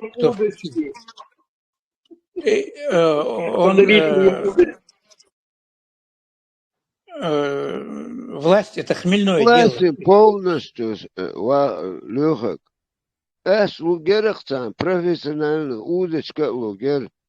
يزع نقر مزش ليلة تعشية شكلي أرجنزوات تجر تعطيش تشواخش دريخوي كون زيشو ويتشو يوش قات انتريسو سحسق موات Власти хотят, власти, Баты, власти хотят. Они понюхали власти, теперь хотят возвратиться. Власть хибитер, тахан, власть хибитер. Просто доживи свое нормально. Муса, там вопрос дал Мегарду. Мегарду. Муса, вот мне интересно знать, вот эти власти, вот тас баларудит, хочу таслуш айдалдук вайком юкаиришта. И вайкоми менталитет связаны или мы в любом случае закинек там власть халять, то же самое случается с ним, как и с этими было. Это универсальный закон мира. Тот, кто однажды вкусил власть, от власти не отходит добровольно. Никогда. Ну, редко там бывает. Там в Древнем Риме там был такой случай, вылетел из головы. Был консулом, там громил врагов Рима, там галлов, кимров и так далее. Лухдин Мавяльня ушел в отставку и выращивал помидоры. Огород выращивал. Такие случаи, они очень редкие. А Нохчи, вообще тут мы пассионарные, мы там, он депутатом когда-то был, да, и люди его слушали, какие-то люди. Вот он хочет возвратиться к власти. Да, и единственное, это объяснение Михаячем. Не задавайтесь вопросом. Муса, в общем, полностью сухие чуна, смотри, какие нюансы, масала, дائما сравнительный анализ, я всегда ищу где-то сравнение с нашим положением. Запад, власть есть, это понятно. Конечно, скажем так, мотивация, литеровая серия. Мотивационный, да и власти волос. Но сега какая проблема? Почему у них вот таким извращенным методом, виде это получается? Потому что нет вот обратной связи. Обратная связь будет это общество, это народ. Инзок Запада, масал далечи, мы и политики, которые врутся тоже к власти, любят эту власть, он чисто природный, он такой как наркотик, скажем. Но за счет того, что в этих западных странах есть общество, которое в свою очередь служит как противовес и сдерживание, да, как в процессе сдерживания, и процессе мотивации, и общество царило. Поэтому такие люди, которые стремились у нас в обществе к власти, они занимались всем тем, что они хотели. Безнаказанность людей, потому что они не были отчетны перед никем. А хок Запада, они отчетны перед народом. Они знают в свою очередь, что стягивается доли, и сейчас легко, поэтому вот эти процессы издержек и противовесов и заставляют этих чиновников работать в интересах самого народа. Идут проблемы, что у нас нет этого народа, который бы, в свою очередь, призвал бы к их ответу. Мы должны научиться призывать этих людей к ответу. Они говорят хаздати, гилхати, политики, дальше. Там нет возрастных категорий, хаздуй, дати. Это не бытовые случаи, это публичная политическая деятельность. На кону судьба народа и твоего будущего, 20. Пафосно, он ждет, и царь доли его атака. Ищет Госон, другую сторону. На Западе давняя история установления демократических процедур. Тут это же Запад тоже не сразу пришел. У них тоже там бунты были, революции были. Они монархам своим головы рубили, потом возрождалась монархия опять, потом опять монархию прогоняли, потом республика там и так далее. Они в течение тысячелетий пришли вот к нынешнему совершенству, когда президент пребывает на своей должности 2 каденции максимум, да, и уходит, тут как Рональд Рейган 2 каденции пробыл, ушел, огороды на свое ранчо, да, вот, жил до скончания века, все счастливы, его все уважали, обожали. А некоторые президенты, если они в молодости уходят, их приглашают преподавателями вузов там, и так далее, потому что у них опыт гигантский, да, знаний, объем знаний необъятный. Человек, который был у руля, у него знания большие всегда. И что в Западе, а мы же не Запад, мы варварской империи зла возвращены все. Вот Сундейл Маду, вот, заметили, вот, те, кто ближе к Западу, вот, Прибалтийские республики, например, у них смена правительства происходит без потрясений, там есть там кто-то пытается тоже утвердиться, наверняка рвется к власти, но с помощью демократических процедур. Вот. И у них есть понятие там принятия законов, да, и вот, побыл и уходит нормально, да, а все, кто вот сюда уже восточнее этих прибалтийских республик, народы варвары, мы трудно это воспринимаем, но мы все варвары. Вот, а средние азиаты это вообще страшные умдуи. Вот эти там туркменские баша совершенно шизофреник, полностью буйный. Вот эти все Такаев, Макаев, там российские, там белорусские, этот с него уже потроха сыпется, а он все цепляется, пока его сын Коля не вырастет, да и чтобы его посадить на свое место. То же самое в Азербайджане. У нас нет опыта, у нас нет истории демократических процедур. Истории становления демократических процедур у нас нету. Муса, у нас есть история. Нет, я знаю, что это когда-то была, это история Российская империя, когда захватила нас, разрушила Бехтин, Абгадиттин, Сломаттин через колено. Мы уже многое забыли. Нам, чеченцам, возрождать надо это.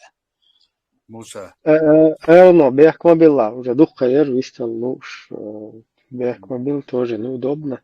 Эно, Муса, вы тоже, наверное, знакомы, пересекались, вистала. Машул. Машдаусу демократик, кенти. Муса, Маш Вайлхо. Дейл Маш Хейлхона. Да, я с эфире с Диадин Ибраим, Муса Хайка эфир, Чунсхамел, да, Хаттер, Жваб Доллар и так далее. Согласие, не согласие. Ну и очень диндолк Амел, Сонаитра, Ладур Шарвик, антидемократик партии, Дик Алоцарду, Дух Болчар Алоцарду. Асам Хилчду и Светск Амел, да. Дихохер, да, Ковид Хилчиду, Вошен, Амел Деш, Рейс Хилер Цахилер, Мич Хугила Элду, и что. Ну, целый, что говорят, на нет и нет Бог. В общем, аз Бог куда чат ючханя дуй, асла не кибеши царь лиги диснаги царь шейн ху иш цак дич та цан дуй реакция юш от босса. Сплетни там превращать не надо. Чеченская демократическая партия должна развиваться на таких вот основах государства, говорить о законе, его трактовках этого закона. Да, правильно. Получается, правильно. Что? Получается тогда понятие роста этой партии, она как бы, я сказать, предварительные парламентеры, которые будут баллотироваться в будущем парламент или быть государственным. Сами себя воспитывают. Муса сакамя мухер биачи закон слуй доштек. Ха политик ицкайна, вы почал кучкайна. кылаву, так журналист кыла, иш рейс кылыр, цагылыр, чач болчач, хайтнаву. Сонда вышим дин дол памел, соайра ладу шар масарат алоцерду, Петербу, мечаду теш и цакитам баш. Аз дагдает палеру старт начала. Вот я сомилу он царасу, но и нефтепродукцию статья и массу материалов елек публиковать, да елек салон. Эти материалы, эти материалы у министра нефти и газа выкрала Полоскова Шерк в этом Министерстве нефти и газа. Валентина, я имя ее забыл. Она сделала ксерокопии этих документов, и на основании этих документов поименно я опубликовал всех воров. Опубликовать он дагдо ходок парламентской комиссии по хищению нефтепродуктов. Да, вот. Вообще-то я там несколько, не только эти нефтепродуктов, и по другим там парафин опубликовал, кто своровал. Это Ахдел Хирдон, я просто забыл. Да. Но именно вот там, где перечень, там, где поименно я разоблачал, начиная с Дудаева, кто сколько своровал, эти документы мне выкрала из сейфа вот этого Полоскова, Мечик, главный экономист Министерства экономики. Я много компрометирующих материалов публиковал. Дел Хирдон, я просто всего не помню, просто всего. Я хочу напомнить начало вот этого движения. Почему, вот говорят, журналисты не понимают, почему это все началось. Я не знаю, может быть, это было, когда ГКЧП состоялось, Завгаев позвонил в Москву или что. Но лично я своими глазами видел бескончаемый поток грузовых военных машин, которые пересекали границу Нохчи.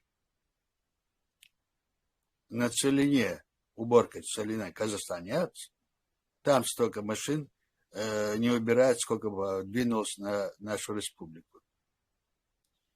Ицкайна уже и ГКЧП, Хлучкайна, они знали, что будет недовольство, и в этот момент уже готовилась депортация. Да, говорят, да, это точно, правильно ты говоришь. Говорят, еще вагоны железнодорожные подгоняли. Да, было. Вот эти на площади, которые люди голодовками занимались, да, требовали отставки, сложения полномочий и так далее, они уже поняли тогда, вот эти машины, которые пошли, этот сыграл точку, поставил, что дальше они не будут и не смогут быть. И цаду. Завгай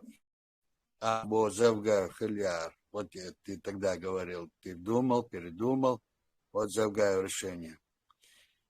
К нам первый раз Зерем Хендербиев, мы делегируя парламента, поехал туда, в Ялту или Сочи, туда-то он с российской делегацией вести переговоры те просили, чтобы мы вошли в состав и так далее. Мы требовали независимости. Да, вот эти переговоры он там вел.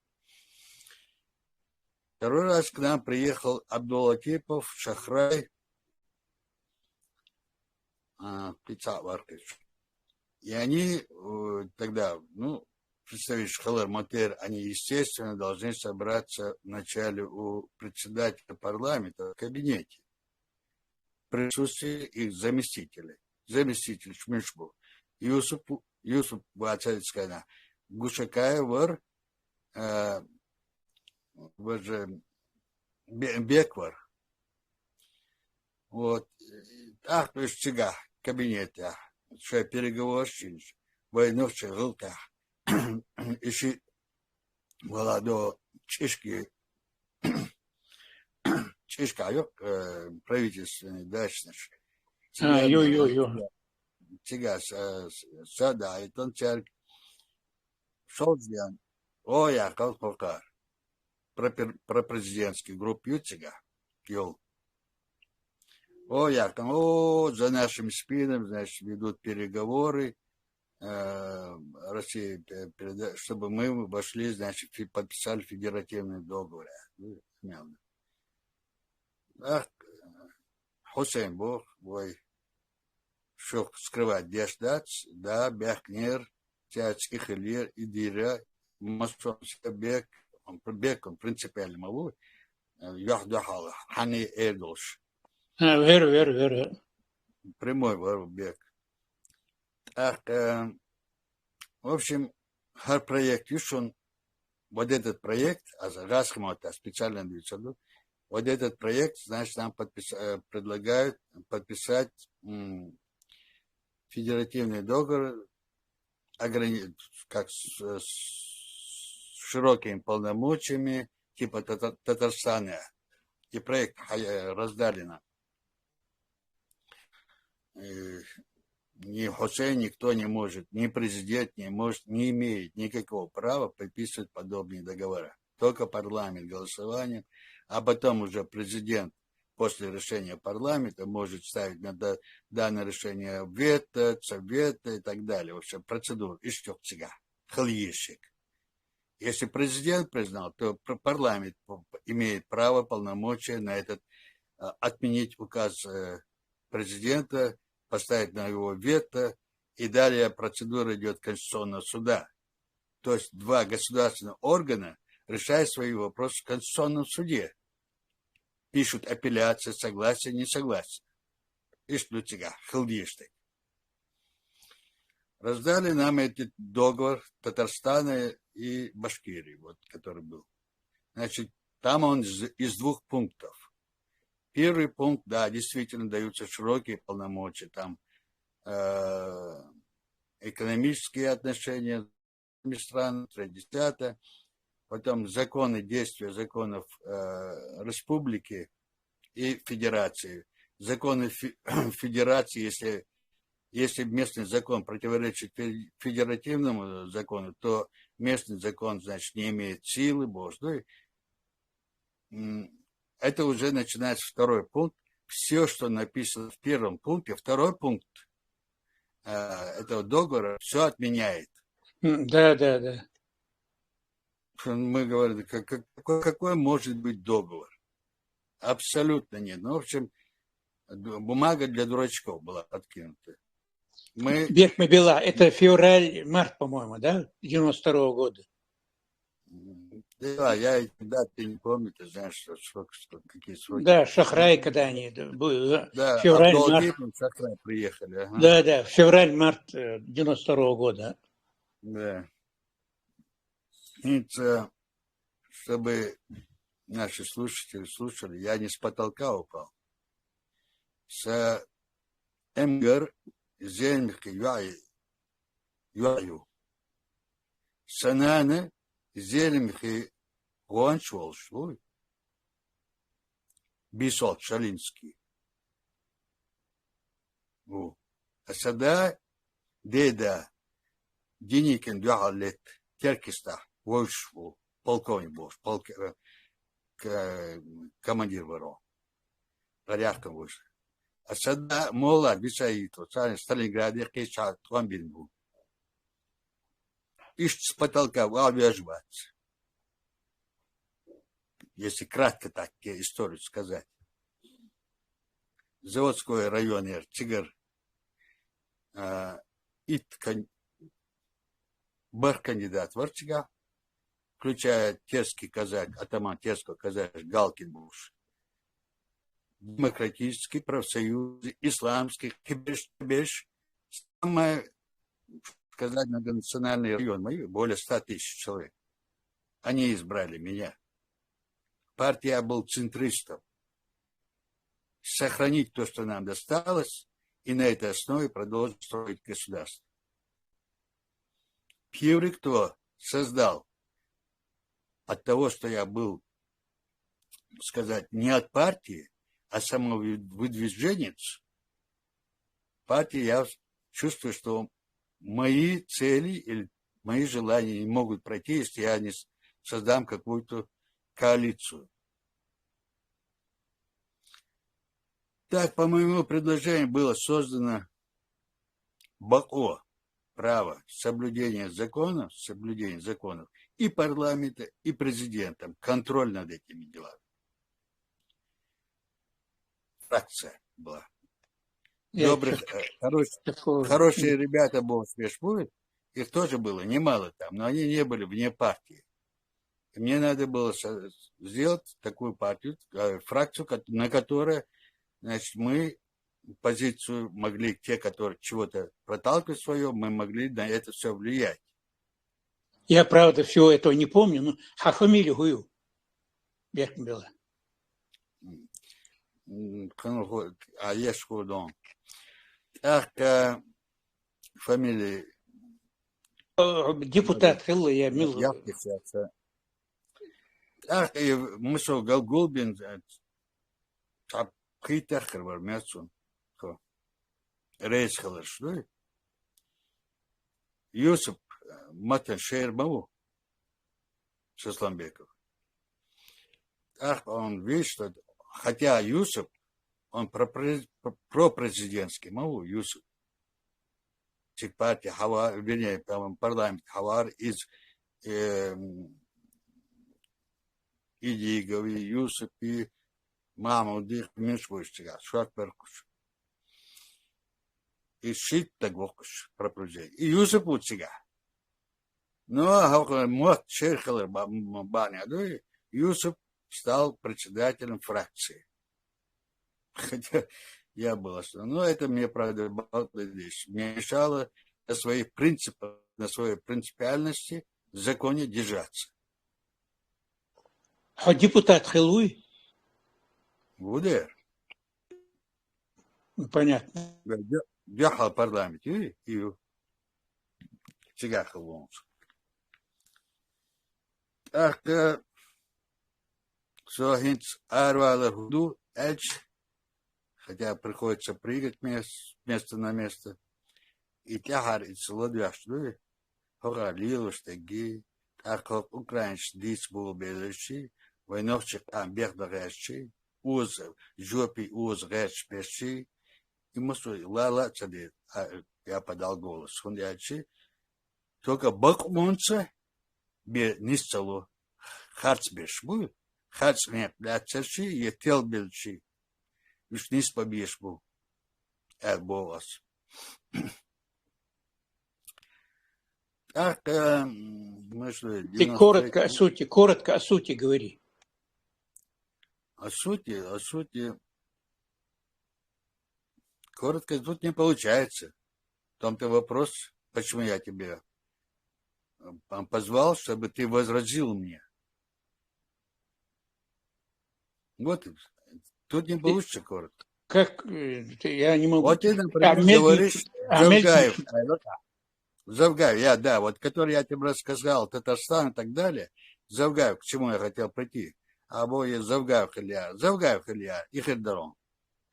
Шаймиев и Башкирия, царь подписать дал федеративный договор, из подписать сад он боч. Все было бы окей. Это. Поэтому вот тебя правильно, чтобы определить именно тебя, чтобы ты понял, почему и как это было. Босс. Вот почему я рассказал именно о федеративном, о том, что Завгаев без всяких проблем подписал бы федеративный договор и на тех же полномочиях, условиях, как Татарстан был. Так, дикхердатери, так, войны не было бы. 300 тысяч убитых не было бы. Было бы. А бороться за свободу мы всегда боролись бы. Нет. Главное, дело тогда... Ты правильно говоришь? У тебя... Ну, законы, понимаешь, закон сам, Советский Союз дал право этим народам. Дал право. Завгаев это дело поддержал. Так и определил Союзную Республику. ЧИР. Союзная. Да, если бы на условиях там союзной республики мы вошли бы в этот Да, но договор. мы, если бы, да, вот смотрите, что получается далее. Если потом они ГКЧП объявляют, Завгаев принимает сторону ГКЧП. Так. Теперь то, что он, допустим, хочу, не хочу это дело, ЧИР стал союзной республикой, он уже, если Горбачев раньше говорил, что давайте договор, значит, новый договор подпишем. Ну, все готовились подписать этот союзный новый договор, правильно? Тогда это все дело не получалось. И получалось бы, что мы снова вошли в состав, уже добровольно, вошли бы легально в истории первый раз в состав России. Хотя мы никогда в ней не состояли. Понимаешь, в чем шаг будет? И сегодня получается, что те организации, которые сегодня формируются при окончании войны Украины с Россией, нас поставили с ними на уровень, на стартап опциона, да, на начало того пути, который был в 1991 году. Можем ли мы с этим согласиться? Конечно, нет. Мы уже пролили кровь, мы свою независимость завоевали, как никто в стране мира. И прошлые войны, и исторически. Вот в чем вопрос стоит. Но то, что Россия сильно готовилась к тому, чтобы Чечня никогда никуда не уходила, это уже понятно с 91 года. Уже даже она попыталась повторить уже в 95 году. Подписанный указ Черномырдина о депортации нашего народа, очистить территорию, новых заселенцев завести туда. А наши, которые беженцы, их расселяют на отсталые районы России на постоянное место жительства. Нет, чтобы там войну закончить. Нет, прямо указ так и говорит. На постоянное место жительства.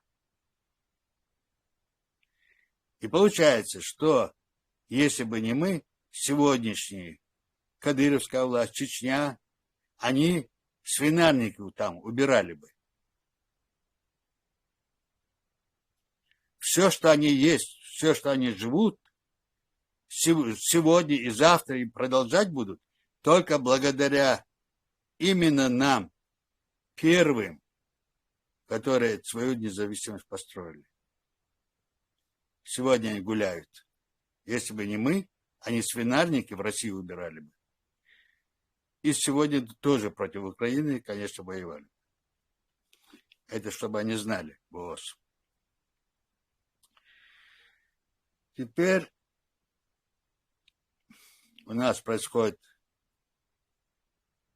конфликт. Мы уже сформировали кабинеты министров, сотни законов выпустили, законы для всех министерств, ведомств. В общем, точно поставили на ноги государства. И в этот момент я должен делать отчет парламентской комиссии по хищению нефтепродуктов. Это должно было быть 12 апреля.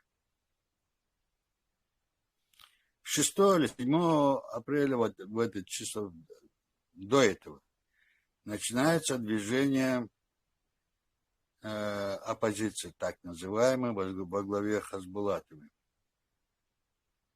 Хаджиевой. Так они своими требованиями к нам приходят, что нет у них зарплаты бюджетникам и так далее. Требования вот такие.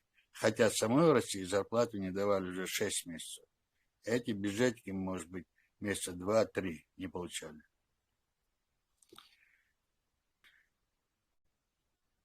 А Хаджиев что хотел? Россия идет приватизация. Хаджиев, бывший министр нефти и газа Советского Союза, он хочет приватизировать эти 2 завода нефтяных. Вот его цель. Но теперь я раскрываю, значит, в своем парламентском расследовании должен раскрыть и похитителей непосредственно, пофамильно. Где, сколько, чего, нефтепродукты, кому откружено, какие деньги получены и почему этих денег нет.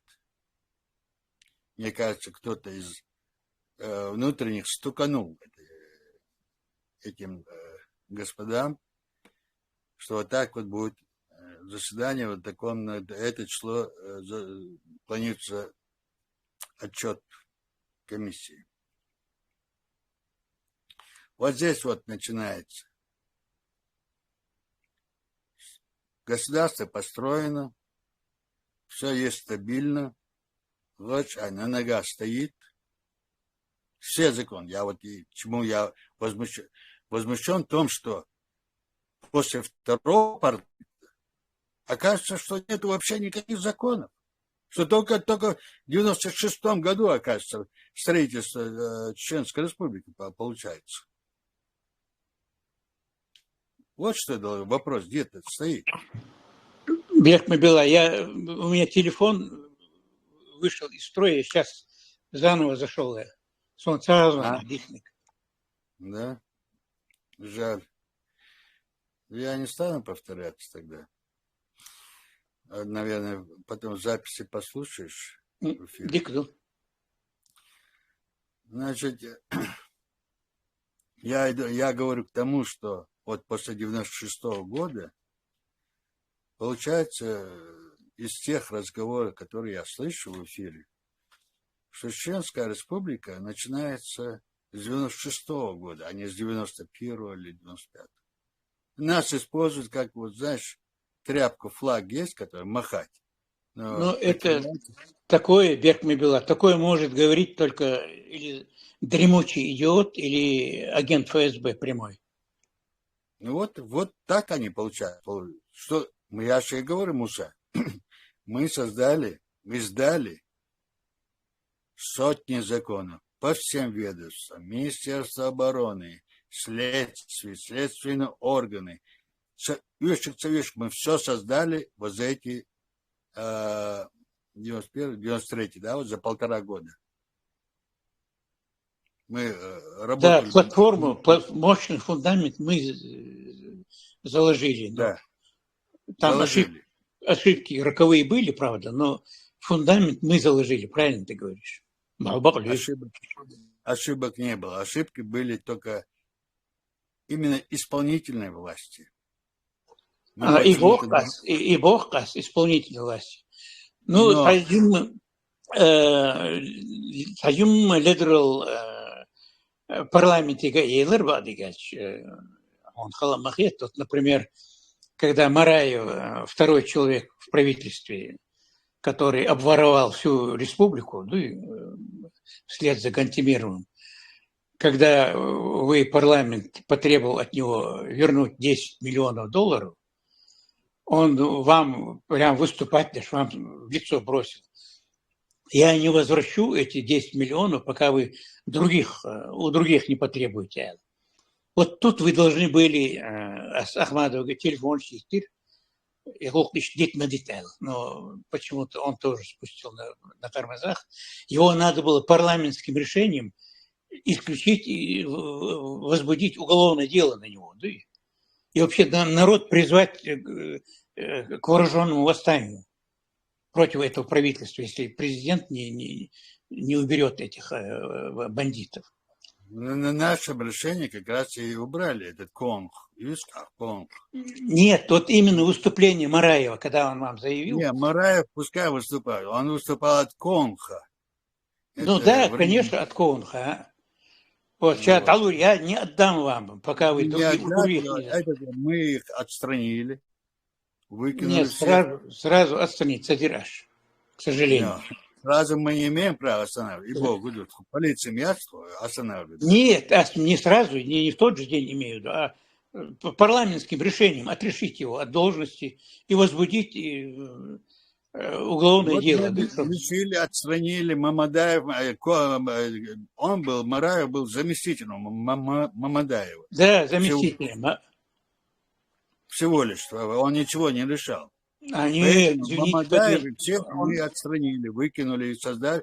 И, как положено по Конституции, кабинет министров создали.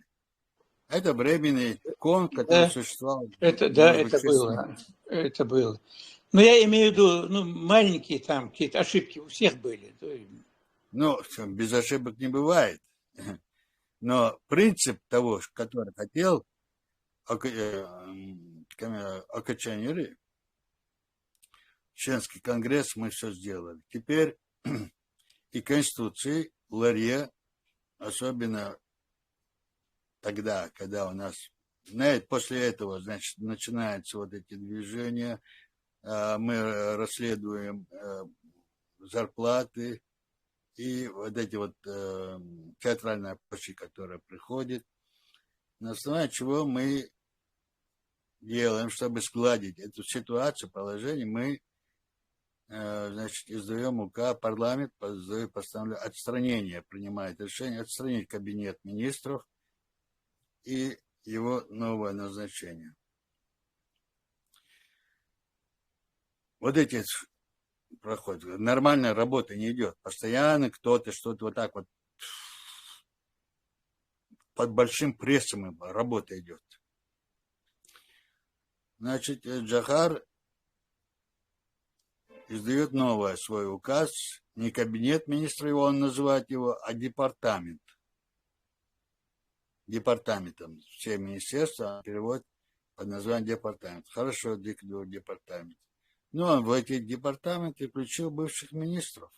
Всех, которые ответственны за эти все события. Ах, дела. Reiz that's Ella и сега geen impeachment. А парламентский суд, значит, эти пропрезидентская группа покидает зал.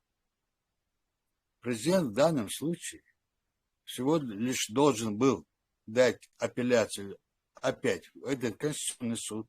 Конституционный суд, надо дать должное, он поступил как на букве закона Конституции, да? Как бы там ни говорили Ихван Гириханов, но он поступил. Это я отдаю ему. Кто бы он ни был, букву закона он здесь соблюдал. В этом случае президент должен был дать апелляцию. Этот Конституционный суд и опровергнуть наше, значит, заявление, которое мы дали, решение постановления, заключение, да, объявление импичмента, правильность, неправильность, это решает Конституционный суд. Конституционный суд подтвердил, что мы правы. Да, было такое дело. Президент не прав. Значит, опять есть тебе закон. Соблюдай его. И все, конфликт маяц. Мы с одними мыслями, мы все пришли туда, наше государство строить. Но не строить, переформатировать коммунизм, новый, значит, коррумпированное государство. Лично в Сомба цари цунный боганцик. Вот с тех пор, как Джахар распустил парламент, а потом и Конституционный суд, вот, Джахар перестал быть легитимным президентом. Он превратился в узурпатора с тех пор. Узурпатор я не скажу. Он, знаешь, было такое впечатление, что он работает на Москву до момента покушения на него самого. Это 94-й год. Вот с этого момента он действительно стал президентом. Да, с началом войны он стал баклюхо. Он понял, что у него нет, мосты все сожжены, корабли потоплены, поэтому он пошел ва-банк, стал действительно президентом и погиб, Газот погиб он. И Арпад, ни один указ, который он выпускал, у меня уже не вызывало критики. Понимаешь? Все он делал верно и правильно. Вот это 90... Вот после его покушения. Он понял, что с Москвой это враг, его хотят убрать. Однозначно оттуда это сигнал ему. Тогда министр МВД погиб в этом. Что, Бакат так говорил? Да. Вот. Но опять я не его виню. И моя больше говорит. Иваком, серый кардинал. Верю. Все муки, которые там делалась вражда, создание вражды между парламентом и президентом, это его дело рук. Банк, Министерство юстиции, СНБ, Следственные комитеты, все. Он этим указом, новым, значит, указом, он себе забирает. А зачем? Я и написал президенту заявление, прими меня на работу в парламент.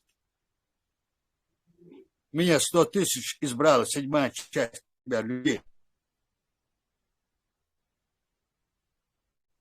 Я должен контролировать эту власть, которую мы ставим. Вас должен контролировать.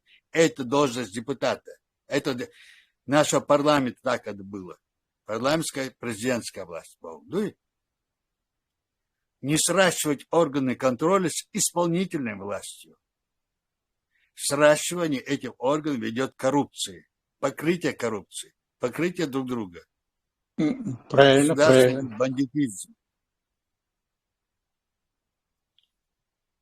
Вот, и заявление один,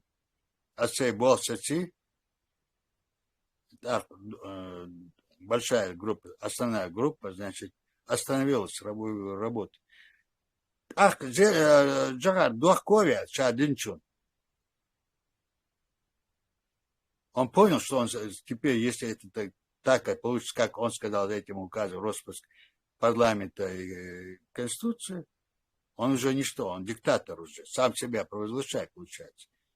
Тем более, после этого они начали носить пропрезидентскую Конституцию, чтобы парламент принял. Ко мне домой 2-3 раза приходили, приди, пожалуйста, проголосуй, Боже.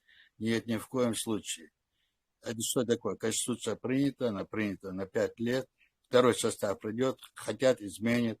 Мы государство строим. Сюда парламент спокойно, основной состав ушел от сторону, чтобы не пролилась кровь, как в Москве. Это был копия московского расстрела. Ну, Хылык. Точно 1 к 1 копия московского переворота. Но мы оказались благоразумнее, отошли в сторону. Вот. Суд Ацей был соцабин. И заявление о связочке, да? Беладу, я ждал, что на меня уже уберут. И редактор газеты наш первый опубликовать, да.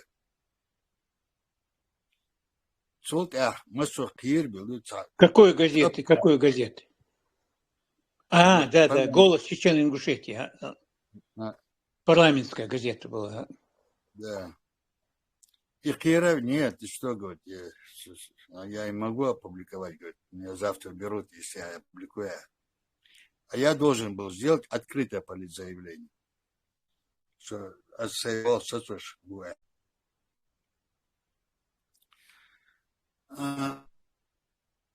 Ах, холод, а? Ты меня сбил в смысле. Вот я тебе рассказываю эту историю, да. Имаев, да. Вот он сбил его. А Джухар понял, что он такой косяк сделал. И издает потом новый указ, отменяющий свой указ о распуске парламента. Зачем мне, если распуск парламента мне не нужен, пускай распускается. Но мне вопрос стоит, контрольные органы, куда ты убираешь? Кто должен, парламент, прежде чем кабинет министров, должен, конкурсная основа у нас идет, 3-4 министра хотят быть министром, они, кандидаты у нас обсуждаются перед парламентом, кто я такой, что я умею, и после этого только он становится министром. То есть парламент формирует кабинет министров, а не президент. Как Масхадов формировал свой кабинет министров. Рядом сидит мулла и спрашивает него, сколько раз ты в день молишься? Да я с 5 лет мусульманин был. Что? И будулаш, да, хочет? Где меры? И сеть Богду. Ты прав, очень прав. Албаста представитель Верховного суда. Выступить, он же Албаста, у него опыт огромный, правильно? Да, очень совершенный был человек. Да. И вот Джахар его представил на новый, значит, кабинет министров, председатель Верховного суда. Парламент должен его утвердить. Я выступил перед парламентом, дал негативную оценку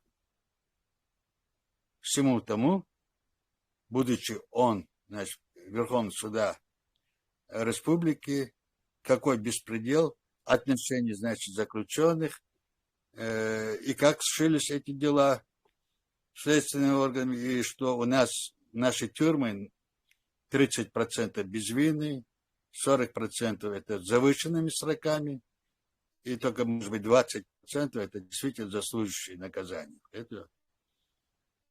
А человека хоть ты на 3 года посадил, все, его жизнь уже будущее поломана. Не только его семьи, его родственников. И Цунсо-Далвар. Парламент, конечно, выслушал и Албастова не ставит. Албастов тогда применяет метод, ко мне присылает, кто меня знает, всех родственников, бывших цеховиков, скажем так, да. Я был тогда до парламента, в общем, Войшварцев, республика. Хороший должностях был. Они приходят, я им объясняю. Вот так вот мы с тобой друг друга прекрасно знаем. Войшву, ихла идина. И те уходили дела бамут. Он алхум дас бехки вас. Тяри веи албастове. Ишбял вундуасуне. Иш خليخ إدينا تأخون مخيت ويخلق خيتر دوي حيوغات شك دخوات كيشاه يا إدير بالعاشين إشتغل систем и цадыч цавалус дуй он работает в системе, которая не позволяла, он мог сделать 2-3 снисхождения, но не более. Als Deutschland hins doen daar. Schatep, doe Sunday gildu ali, je gil al.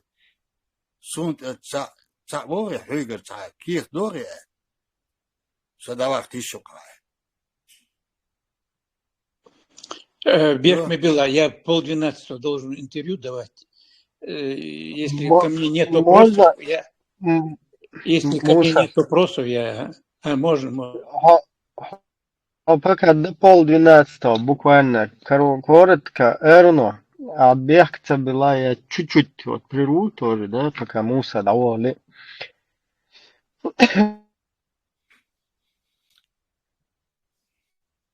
Просто хотелось бы но тема интересная тема. Просто я бы чуть-чуть прокомментирую, буквально пару слов, вот всю вот эту ситуацию. Как бы там, что вот эти процессы, какие бы ни происходили, все-таки чеченским народом было востребовано уйти из-под русского сапога Я вот пацан полностью, я Да. свидетельствую, что наш чеченский народ, включая Сун Бойшвол, Цабойшвол, Гергеннах, Лула, Колор, вот это заполненный весь город нашим народом, который тут ходил, вот это Да, поддерживал это да. движение. То есть наш Я народ, тебе он одно скажу, хотел Ибраим, вылезти что из бы дело. политического сапога. Я побила, Ибраим. Ситуация к войне сложилась так. Был бы там Джахар, кто-либо иной. Джахар стоял перед выбором. Быть с Россией, одна сторона тянет его туда, другая сторона – народ. Если ты пойдешь туда, мы тебя выкинем. Он был без выхода в состоянии. Народ был однозначно за независимость. От Джахара ничего не зависит. Да, я тоже это вот так видел. И просто вот тема Муса Даохли, тема палестинской автономии, которую вдруг зарегистрировали теперь русские на территории Чеченской Республики, временно ими оккупированной. Получилось так, что русские у нас зарегистрировали палестинскую автономию. Вот эта вот тема, она важная тема. И вот что, на ваш взгляд, что там происходит, как? Я тоже это прокомментирую со своей Это стороны. авантюра, спущенная с Москвы, от Кадырова ничего не зависит. Кадыров – это пустышка, абсолютно. Он хазата собственные штаны пухнуть боится без ведома Путина. Это не идея Кадырова. Это проблема абсурдная, насквозь абсурдная. На территории 17 тысяч квадратных километров, где и так перенаселение, и отсутствие жилья у десятков тысяч чеченцев местного населения, тут создавать им отдельные там это заведомо идиотская идея. Она спущена Москвой специально, чтобы усугубить ситуацию в Чечне. Просто, Муса, дело в том, что вот этот поселок, поселение, куда их поселили, да, вот этих вот палестинцев, так называемых, вот эти вот люди, эти арабы, место, куда их поселили, оно, оказывается, еще за 2 года до этого было как бы подготовлено. То есть это для евреев тоже интересная информация. Я понимаю, что они там боятся, что русские на них нападут. Тоже политика в национальных интересах, вот это то, чего нам не хватало. То, чего нам не хватало и не хватает. Но у них тоже должна быть информация, что вот это вот населенный вот этот вот поселок, вот это вот место, куда их заселили, оно еще за 2 года до этого, то есть 23-й год, октябрь месяц, когда напали вот эти вот на израильтян, там убивали всех подряд, насиловали, то есть еще задолго до этого уже построили вот этот вот поселок для вот этих вот людей. То есть там, по всей видимости, это там заготовленное вот это дело, а потом спровоцировали наших соотечественников, там начали вот эти рассылать всякую вот эту пропаганду, чтобы они якобы болели за них, там, а бедные палестинцы, там их мучают туда, как будто бы наш народ, он сам является инициатором привести вот этих вот людей и посадить куда-то 2 года назад выстроенными русскими уже поселок. И прям об этом не беспокойтесь. Во-первых, там нет ни одного палестинца. Я вам секрет раскрываю. Там бывшие там офицеры сирийские с русскими женами. Очень много, и там более 50% с русскими женами. Вот, сектор Газа, он перекрыт со всех сторон Израилем. Вот, не выйти, не пройти, они даже в Египет не могут пройти. Так что так называемые палестинские беженцы, которые поселены в Чечне, это не палестинцы. То есть это не из сектора Газа арабы. Вот, откуда-то с других краев и для других целей абсолютно. Вот если бы они евреев вернули бы, чеченских, и построили бы для евреев там, у нас же большая была община еврейская, вот, и очень с чеченцами дружно жили, очень дружно. Вот если бы они вернули евреев, другое дело. А это специально делается в пику и евреям, и чеченцам, и здравому смыслу. Это Москва делает. Это Путин, ФСБ, да что. И это, как только сменится власть, режим, а он скоро сменится. Запад, правда, пытается сохранить его, но у Запада ничего не получится. Вот этот режим рухнет скоро. Вот тогда этих палестинцев ожидает очень горькая участь. Я бы им посоветовал по добру, по здорову, доброй воле убраться с территории Чечни. Вот, так что и проблем мячин, об этом даже не говорите. В этом вопросе есть другая сторона. Если говорить с юридическими словами, автономия провозглашать должна быть какая-то определенная территория для этой автономии. Это не просто так сказать автономию. Все, должна быть территория, где эти люди будут проживать. У них должно быть свое правительство, там обширные вопросы появляются. То есть Муса Анад, это фикция какая-то, рассчитанная я не знаю, на кого она рассчитана, что бада где-то. Тем более, ночью очаг делаем, вымельчу оккупация дала, сега бол Муса Анад, арба бубошпа. Нахбац палестинцев этих палестинцев ждет незавидная участь, что где за. Сун ишт гоет это. Я не знаю.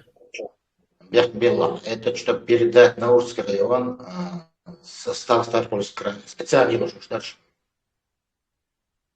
Не, ну вы представьте, наш народ находится в полной оккупации, вот под тотальной вот этой диктатурой. 300 тысяч населения, ну около 300 тысяч выдавленные в западные, европейские страны, там, в Турции.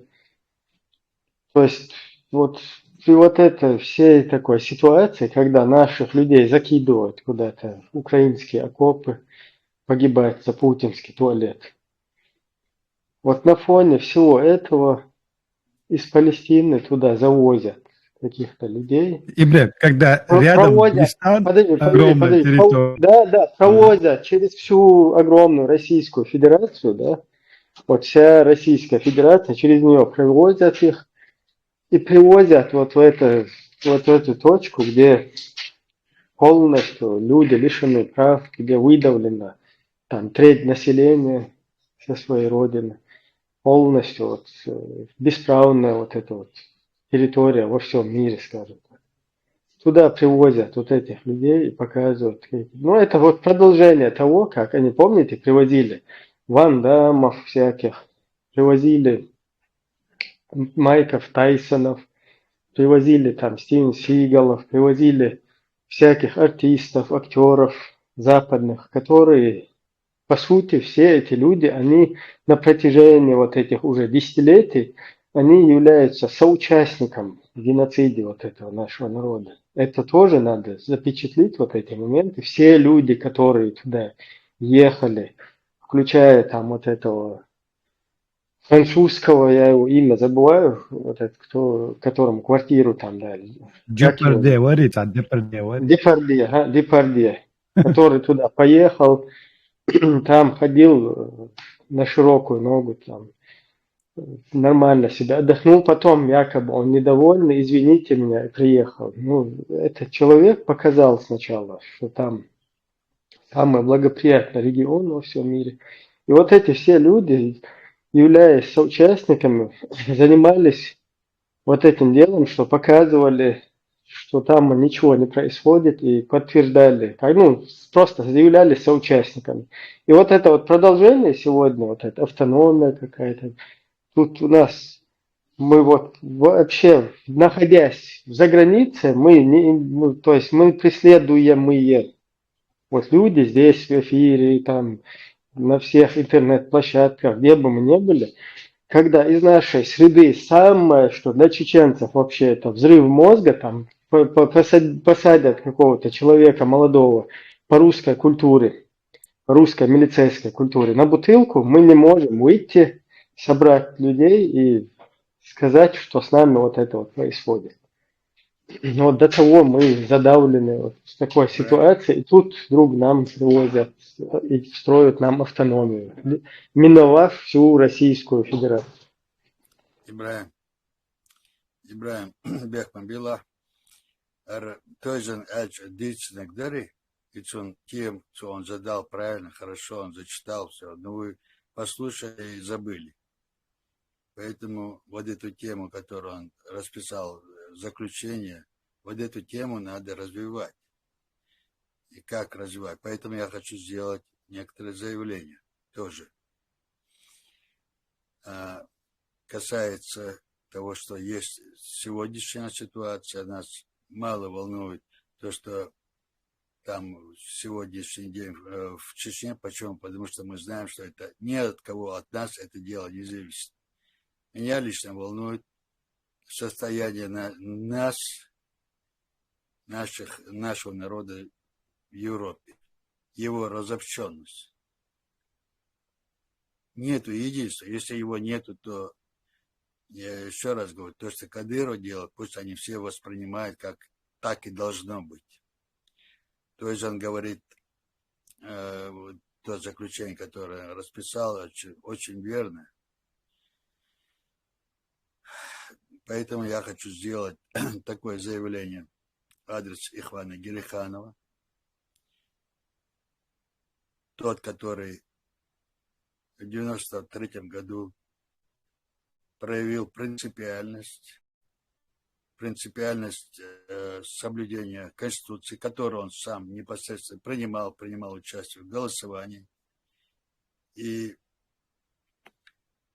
проявил принципиальное соблюдение закона двумя ветвями власти, за которое он, так же, как и Зоркин, пострадал, его орган был распущен. Но я был удивлен, зная его принципиальность соблюдения закона. Я еще раз говорю, я как тот, который создал Баку, фракцию, спрашиваю его, своего старого коллегу, на каком основании он сделает заключение, что Чеченская Республика субъект международного права. На каком основании? Если он своим решением, конституционным, не конституционным, а, как он сказал, эксперт Конституционного суда, бывший и так далее, он дает заключение Низаму, что они из шуриков могут превратиться в Госкомитет деоккупации.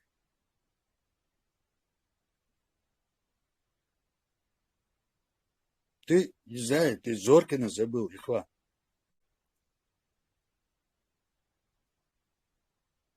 Прокурор Веговатый цыгане. Это прокурор Веговатый, Узакаева прокурор Веговатый. Там себя подписывают, но опять-таки они все ссылаются на председателя Конституционного суда. Так. Ихван дает им, значит, юридическое обоснование законности превращения шуриков в ГКД. Послать надо ему удочку, приложить к нему, получается, к удочке Уголовный кодекс. И третье, свободный билет на лекции Арма-класс, на его лекции, стримы, бесплатные билеты им послать. И молиться. Я говорю как законник. Мое обращение к Ихвану Гериханову, чтобы он, пусть он считает, что это моя апелляция. Если он хочет свой имидж, он истории останется. Получится, как он останется, это ему самому решать.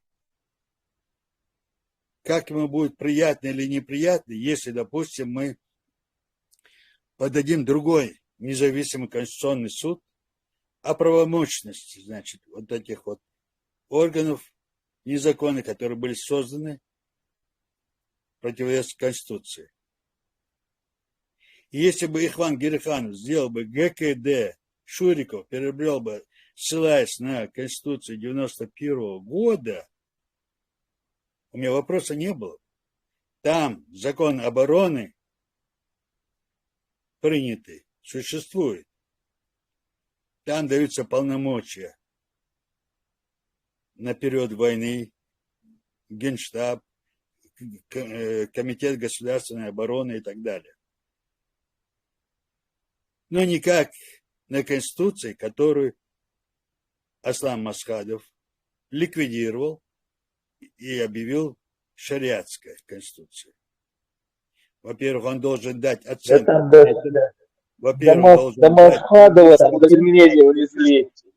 Проходимцы до Масхадова там внесли изменения. Это уже незаконно. А дальше все это идет уже цепочка незаконная. Да, цепочка. Пусть он развивает, вот начиная с этой 4 статьи, потом в последующем в 98 году, потом низам создания его, что этому, вот это вот юридически, если он обоснует, все, он с себя вину снимает тогда.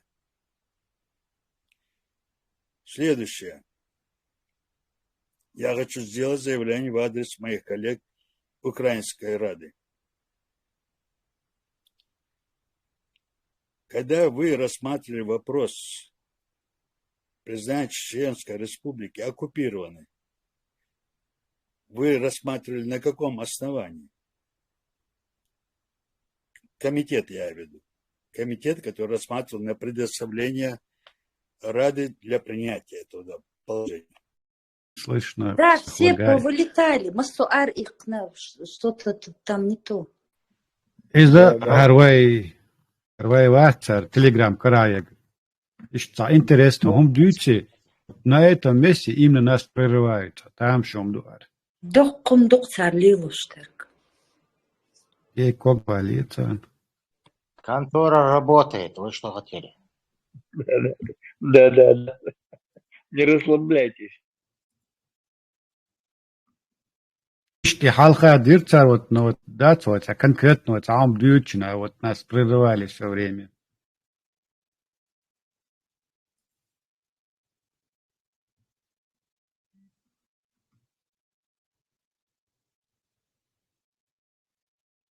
Подождем немного. Может, перезапустим? Ибраим вылетает тоже. Все летают.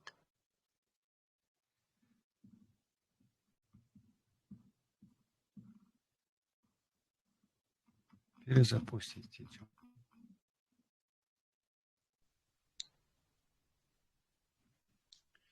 Все слышат? Масана Хези? Хазан. Хинц, Хез, ну, они, видишь, никак не вернутся.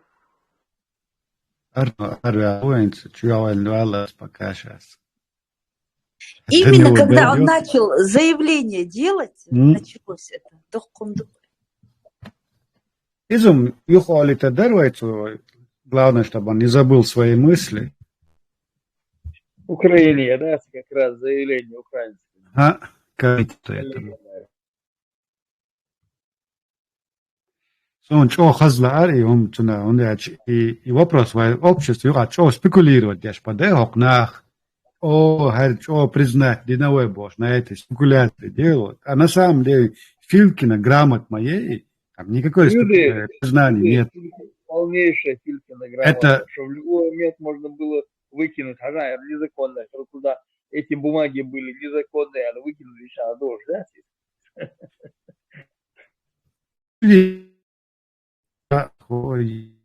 Худо.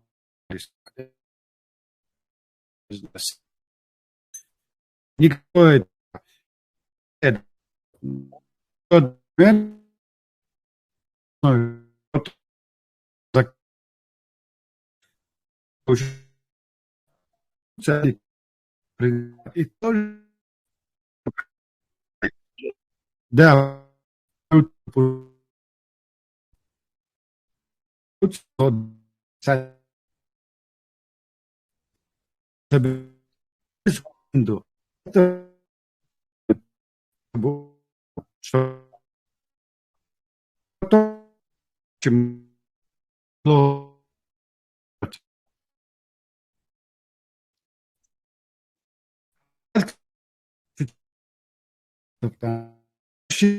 ума на людей, которые не думают впоследствии.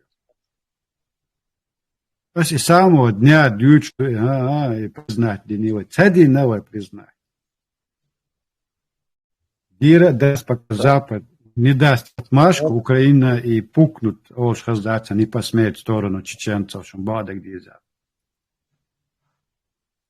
То есть, ом ТВ, Телеграм, да, Яшея? Я уже полгода перестал следить за этими информационными. Вот, да.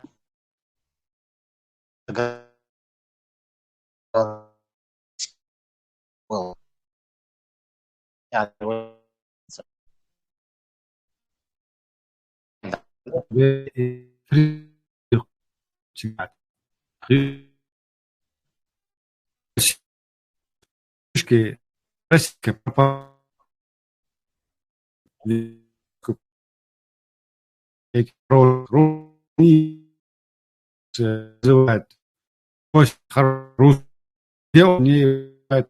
русский,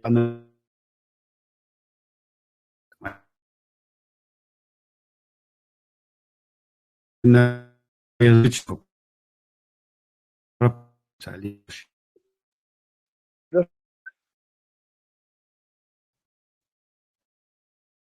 Arno, raison, toi. Авина, ты микрофон с гучем вас включай. Внизу был он сейчас. Выбило его сразу. Сондеры, соинс люшвачен, цанина, я просто делаю акценты на действительность. Мы должны быть в этой политике подкованы уже. Пора. Уже лет 25 нас используют во всех своих выгодных, невыгодных, геополитики, внутренней политики и внешней. Кому не лень вы используете? Вы используете, чтобы году наше имя, репутацию нашего народа используют, кому не лень. Это она подкована. Мы должны сразу пресекать и знать, что, где, как и к чему это ведется. Аудал Махалива признать Динабор. На весь мир раструбили. Даже Закаев и Цаиди говорили, я там принимал, я подавал документы у Закаева, Гулбели, мы там участвовали, боже. Ой, где вы участвовали, где это признание? Да нигде его нет. Была резолюция в Владе, потом эту информацию впустили, украинское информационное поле. Все, поговорили, помахали этой бумажкой и забыли. А где подпись президента, чтобы оно вошло в силу? Нету его и не будет. Исламские Он говорит, на грамоте толчно.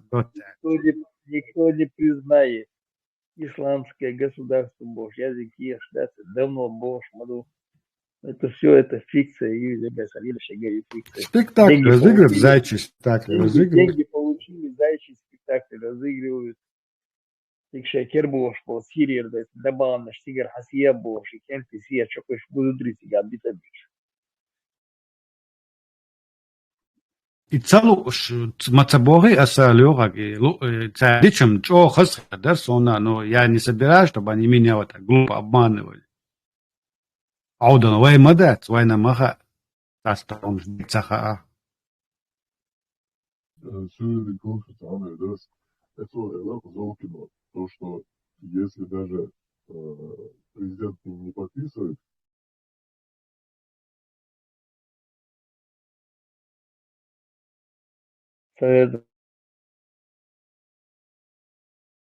Микрофон, да, я не она.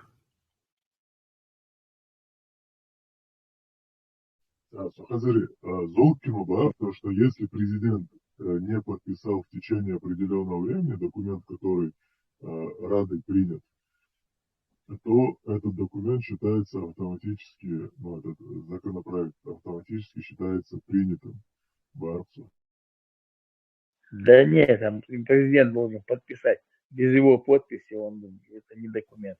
Свободен, окей, допустим, это так, но если с точки зрения логики посудить, тогда зачем сама процедура подписи президента они ввели. Если на самом деле не подписывают, оно входит якобы в законные. Зачем вот эта процедура ненужная? Логика-то. Не знаю, там, наверное, он, наверное, имел в виду то, что если президент отклонит этот законопроект, то тогда, да, он отклонен и не принят. А если Оборён, Золкин это такая личность, что можно говорить что угодно. Ну, не знаю, за что купил, зато продал. А сон Бог, я опять же возвращаюсь к логике. Если сумма Бог, да, вот у меня вопрос становится, зачем тогда сама процедура подписи президента нужна? Зачем вот это? Бюрократические какие-то действия. И с Богом, если есть вот такое у них процедура, значит, по сути, они могут сделать любую резолюцию, подождать пару дней, нету подписи, все равно принимается, все равно входит эта резолюция в законные Нет, условия. это закон даст, это резолюция, Юрий. Это рекомендация президенту и Олсона, Влада просто рекомендовала, Влада просто посоветовала президенту Украины, якобы здесь сделаешь так, будет лучше, но на свое усмотрение было, но простыми словами. Президент проигнорировал, значит, все, забыли. İbre moj, Николай, Цун прямой эфир, так что Цун как раз вот непосредственно, или он задавал вопрос, точно до судов насчет этого законопроекта. Да, там было вот это, когда Золкин высказывал, что если парламент, Рада Украинская принимает какой-то закон, и то есть президент его в течение какого-то времени не подписывает, то он по-любому входит в силу. Хотя это немного, как минимум, нелогично. Но он вот это высказывал. Не, высказывать можешь что угодно там. Кто такой Золкин? Золкин никто. Я бы хотел чуть-чуть прокомментировать, да, ситуацию, потому что там у нас есть такое видео предпоследнее, там Волна Постчерчин там опубликовали по вот этим военным преступникам украинского происхождения, украинцам, которые участвовали в геноциде чеченского народа. Я вообще противник, да, чтобы свою просто позицию я сразу хотел бы озвучить, да, чтобы вот это принимать вот эту русскую подачу, да, украинско-чеченских каких-то разборок на ровном месте. То есть два народа, я считаю, которые там являются братьями по горю. И мы, наоборот, должны были в такой ситуации любыми путями там нащупать что-то позитивное, вот находясь по соседству с вот этой вот русской империей. Поэтому моя позиция вот такая насчет этого. Но при всем при этом, вот это то, что в последнее время происходит, то есть во всех бедах, вот там русские подают вот эту подачу, да, там снимают тиктокеров в виде каких-то бойцов Ахмат, бойцов там Гимилханова, бойцов каких-то от этих там Алаудинова, войска Иисуса, которые, короче, пикнуть там не может без разрешения Путина, да, который там в плену сидел в одно время у себя в селе в своем, не мог оттуда выйти, вот это видео, потом записывал, что я жив, здоров, со мной все в порядке, там, когда его заточили там куда-то, зашугали, посадили. То есть вот этот говорящая голова русских, она потом вот эти вот все остальные тиктокеры, оттуда подается вот эта подача, Украины она, к сожалению, принимается. И через вот этих подрусских, которых всем миром сделали вот такими, да, целыми поколениями. Вот я раньше тоже упомянул, всем западным миром приезжали туда во время геноцида нашего народа. Потом встречались там с Кадыровым нынешние украинские политики, там, включая спортсменов, там, Кличко, тот же нынешний президент Украины Зеленский, который смешил, как бы поднимал русским настроение во время геноцида чеченского народа. Да? Это вот такие моменты что же есть, которые мы вообще не хотим, никто не хочет это акцентировать или кому-то там напоминать, тем более при такой плачевной ситуации, пагубной для Украины ситуации вот, с украинским народом. Вообще не хочется об этом говорить, но тут происходит все-таки какая-то вот такая непонятная ситуация. Опять-таки мы должны понимать, да, там Украина пытается в целях своих интересов схлестнуть там вот этих чеченцев, не чеченцев, без разницы, абузян всяких с русскими. И вот они создают вот такую вот какую-то почву, да, столкновения. Вот. Русским сначала разъясняют, что... Микрофон, да, Илла. Сначала русским разъясняют, что их якобы чеченцы там зажимают, там с ними вот так поступают, они с вами ведут себя как хотят, шлют вас в бой в каких-то отрядах. Типа вот они с вами вот так и вот так делают. Потом чеченцам говорят, вас же русские бомбили, там, вы как можете с ними вообще ладить и так далее. Ну, с одной стороны, понятны эти негодования, с другой стороны, это видно, что какие-то украинские вот эти блогеры, в частности, Карпенко, Золкин, которые официально, то есть занимаются этой деятельностью, потому что работа с пленными, она проходит через компетентные органы. И эти люди, они занимаются официально своим делом. И вот в их деятельности просматривается попытка столкнуть лбами вот этих вот подрусских, которые взращивание которых участвовали и украинцы, и весь западный мир на протяжении вот уже пару десятилетий, да, поощряя русских, нам всем миром доказывая, что мы являемся внутренним делом Русни, что мы их частная собственность, что нам нужно как бы уважать силу русских. И вместе с ними мы будем как бы защищены.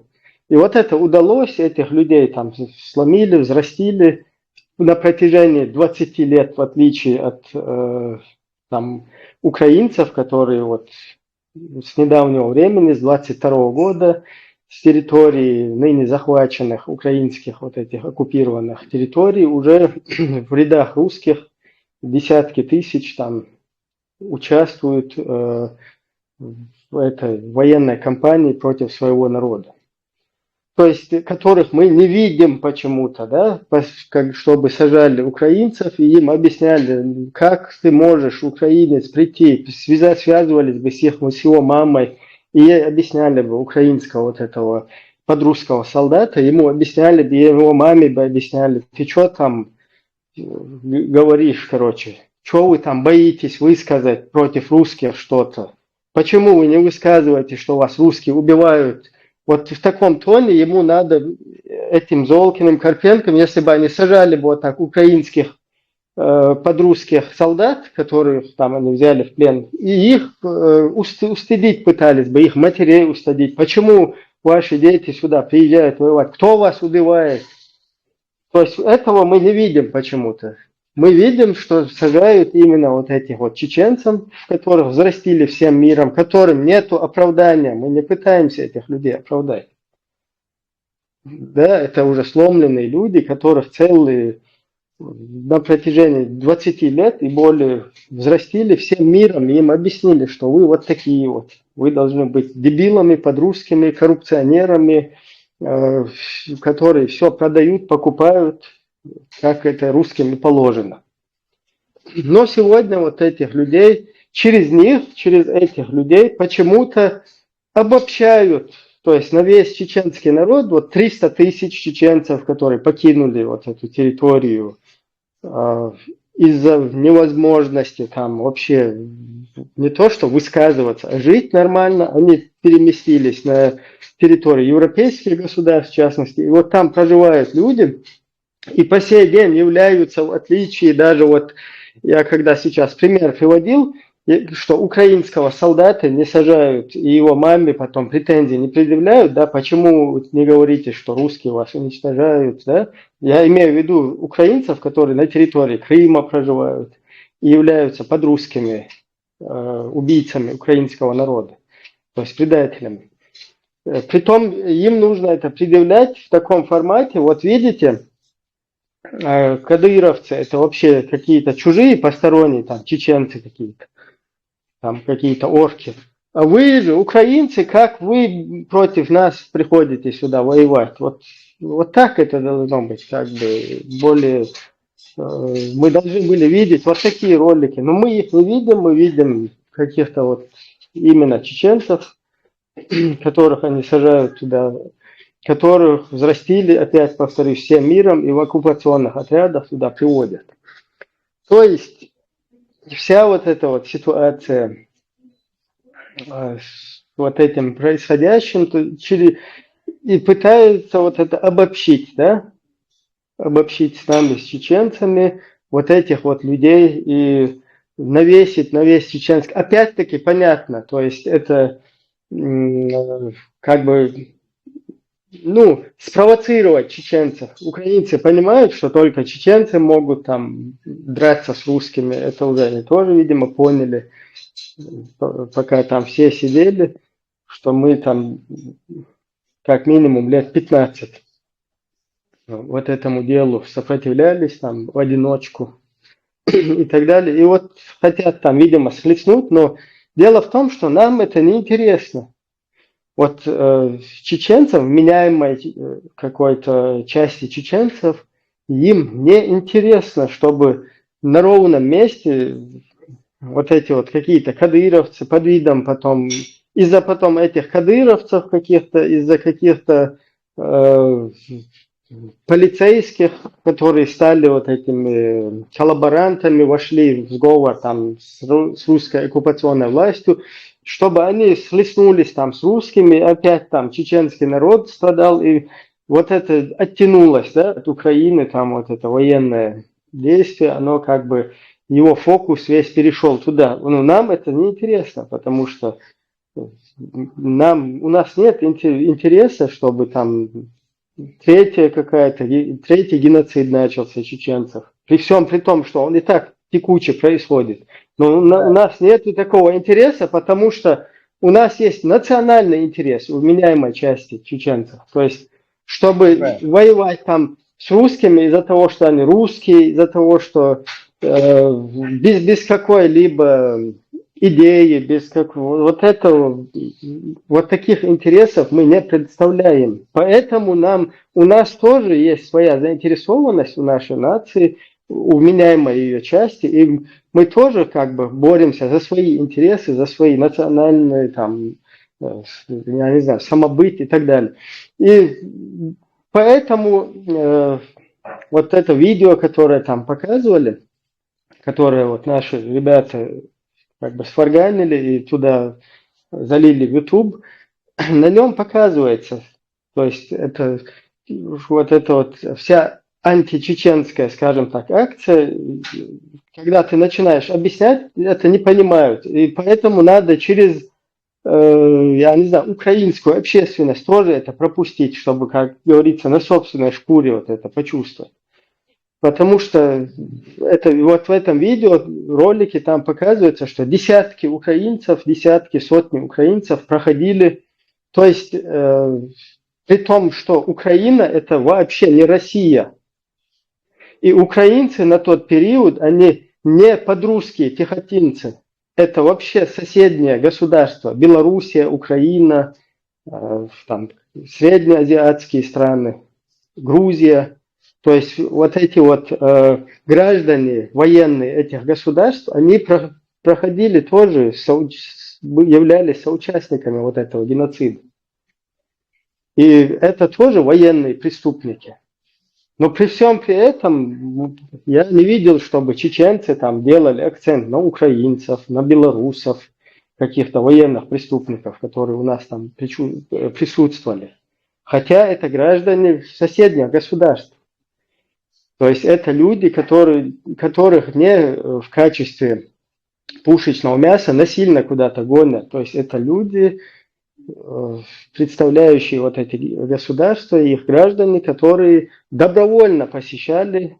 И там, кстати, в отличие от вот этой вот пехоты Путина, да, там кадыровцы, как их называют, без разницы, вот эти возвращенцы мировой общественности, в отличие от них, которые там с автоматиками где-то там в окопах, их научили кувыркаться там в каких-то касках с камерами. В отличие от их отсутствия какой-то техники там или каких-то навыков, вот это вот пушечное мясо, в отличие от него, здесь нас бомбили летчики, здесь офицеры, которые были потом награждены званиями Героя России и так далее. И вот этот список, он был зачитан именно людьми, которые награждены. То есть вот эти вот десятки, сотни людей, они только те, кто награжден. Это не Героями России. Да, это не учитывается, все не учитываются там присутствующие, все военные преступники, кто участвовал в этом. То есть вот на это акцент он не происходит, но это надо все-таки преподнести один раз тоже. То есть тут, когда нам пытаются там предъявить, обобщить нас, потом как-то устыдить каких-то людей якобы, да, то есть чтобы, конечно, можно понять украинцев, там у них свой интерес и так далее, но, извините, у нас тоже свой интерес, и чтобы там нас использовали, наш народ, точно так же там то, что используют сейчас радикальную карту, вот этих политисламистов, там, в лице Закаева и прочие группы, это тоже нам неприемлемо. Поэтому вот такие вещи, они как бы тоже с нашей стороны. Я вообще противник, опять-таки, повторюсь, чтобы а вы нам это, а мы вам это, но все-таки надо тоже вот эту сторону один раз преподнести и показать, потому что так не пойдет, так это продолжаться не может, потому что через вот этих вот взращенных людей всем миром, уже потерявшим себя и так далее, весь наш чеченский народ пытаются посредством них вот обобщить вот это все дело. Вот как Правильно. одно предложение. Одно предложение добавить. Чеченский народ, ничего не делая, сдерживает 100-тысячную группировку российской армии внутри Чечни и 50 или 80-тысячную группировку вокруг Чечни. Ничего не делая, просто сдерживает эти группировки, которые могли бы оказаться сейчас на украинском фронте. Приблизительно 150 тысяч группировки, 150-тысячная группировка сдерживает своим названием просто чеченцы, альдатцы. Они могли бы быть сейчас в Украине. И Умадонцик добавит там. Несмотря на это, на все вот вот этот Карпенко почему-то наотрез отказывается вспоминать прошлого нашего народа, которое было недавно, где-то лет 20 назад, когда маленький чеченский народ в одиночку противостоял этой Российской империи. Он забыл про это, вообще не говорит об этом. Но с первых дней начала этой войны у него перед глазами только одни чеченцы. Я бы мог понять, если этот же Карпенко, например, сегодня, согласно российской аналитике, там лидирующих списка находится Поволжье, вся Поволжье, то есть погибшие на полях Украины, выходцы из Поволжья, а это кто? Башкирии, татары, Татарстан. Вот эти люди лидируют. Но таким народностям у Карпенко и Золка нет никаких претензий. Но из этого многочисленных народностей Российской Федерации он берет именно 17 тысяч квадратных территорий, маленькую территорию, точку на этой карте, где проживает чуть больше миллиона населения, он берет чеченцев, всячески их престижает, призывает их к какому-то совести, свободила.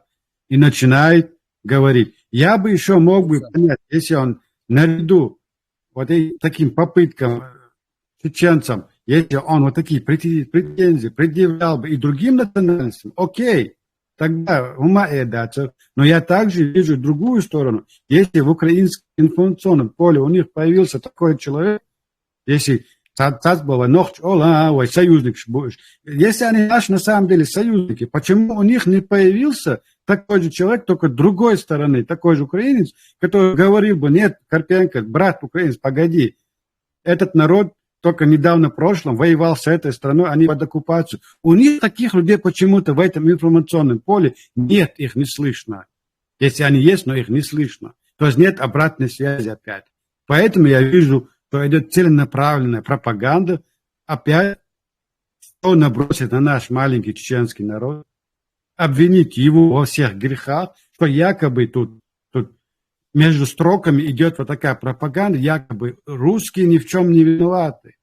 Это хорошие утверждают, те же самые Невзоров и ему подобные сидят. Русские ни в чем не виноваты, они под оккупацией. Это путинский власть, это Кадыров. Все. Поэтому, видя, что к чему это ведется, мы начинаем сегодня бить тревогу. Я думаю, мы правильно поступаем. При всем уважении к украинскому народу. Но если на нас идут нападки, что дух даст, надо отвечать. Я не согласен вставлять вторую шоку. Видишь, Тойзан, это полностью сейчас быстро. Это бьет точно так же и по всему имиджу нашему. Вот у нас 300 тысяч человек здесь, мы в Европе находимся, и когда постоянно нас с подачи русских вот это подхватывается украинцами, и потом дальше там транслируется там, на европейские страны, это потому вот здесь, например, в европейских странах на Западе нету такого понятия кадыровцы. Здесь вообще нету каких-то там кадыровцы, мадыровцы, такого понятия нет. То здесь уже это когда дублируют, оттуда это преподносится чеченцы. И нам тоже это неинтересно, чтобы нас там преподносили целый народ в качестве, вот как будто бы мы тоже соучастники, по сути, там выдавлены всем, короче, с попустительства и с подачи там всего мира нас вот выдавили, мы сами находимся вот в таком положении. Поэтому мы все-таки за свой самобыт, за себя тоже будем бороться, отстаивать. И вот эти вот все военные преступники украинские, их тоже надо будет привлекать к ответственности, потому что преступления в виде бомбардировок чеченского населения и так далее, это является то есть преступлением без срока давности. И Украина, которая в западном европейском поле будет завтра как-то будет пытаться интегрироваться в эту среду, они тоже тогда вот по закону мы должны, как и вот этих вот подрусских пехотинцев, которых там кадыровцы и так далее называют, вот наряду с ними, с этими военными преступниками перед законом должны стать и вот эти военные преступники, которые там... Тем более, Ибрагим, тем более, если рассуждать рассудительно, да, адекватно, призывать народ, который еще недавно, в прошлом, прошел 2 русско-чеченские войны, и находится под оккупацией, когда на территории до сих пор стоят, только что недавно Леха сказал, 100-тысячная русская армия, когда на одного чеченца, взрослого чеченца, по 2-3-4 солдата русского, и призывать этот народ к восстанию, пытаться устыдить в том, что они стали рабами русским, это должна же быть какая-то наглая совесть. Есть у Карпенко? Я у него спрашиваю, у тебя есть совесть? У полутрупа просить, почему ты лишь трупом, вставай и дерись. Карпенко, я посмотрю, как ты дерешь, ты где, на фронте находишься? Ты не на фронте находишься. Ты сидишь у себя в уютном кабинете и опрашиваешь пленных. Не тебе призвать чеченцу к какому-то рассудку или адекватности. Тоже. Я думаю, что мы слишком много времени уделяем вот этому субъекту время. Почему? Потому что то, что мы думали, о чем они говорят и чего они хотят, мы уже давно поняли. Теперь надо понять, кто заказчик и кто воспринимает эту информацию, ему дает. Он от себя, конечно, это не начал говорить. Значит, на кого-то он работает.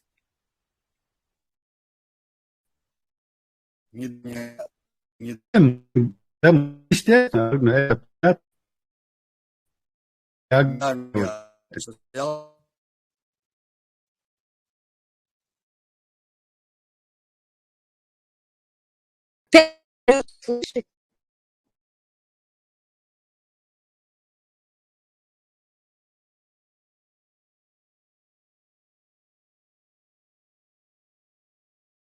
То хотите?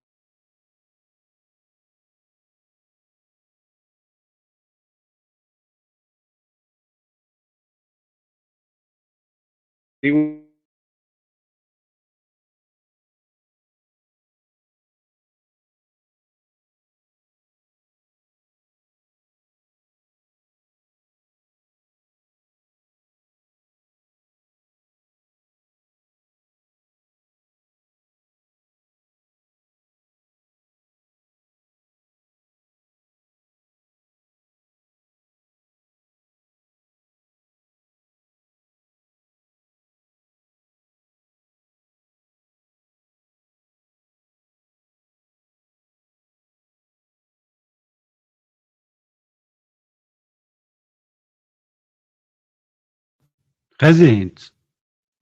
In Insgesamt dela man dokum ده. لكن Старший شوف брат.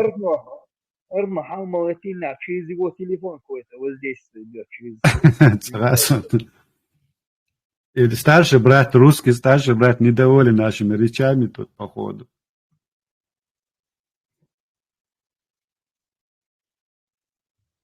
Ваня, отводи войска.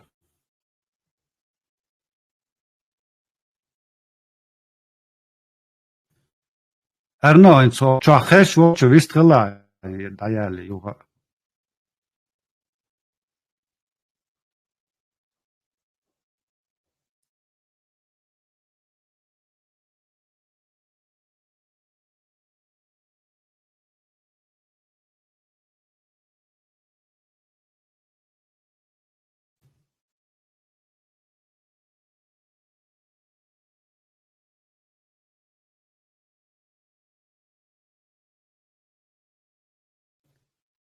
Son حقيقة حين سمعت أنا الواسواس ديتخل.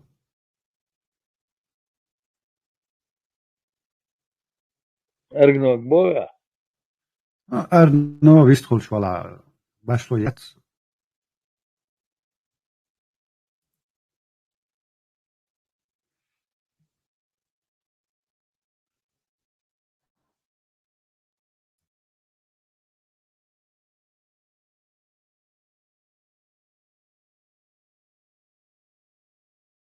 Düzdeki masera.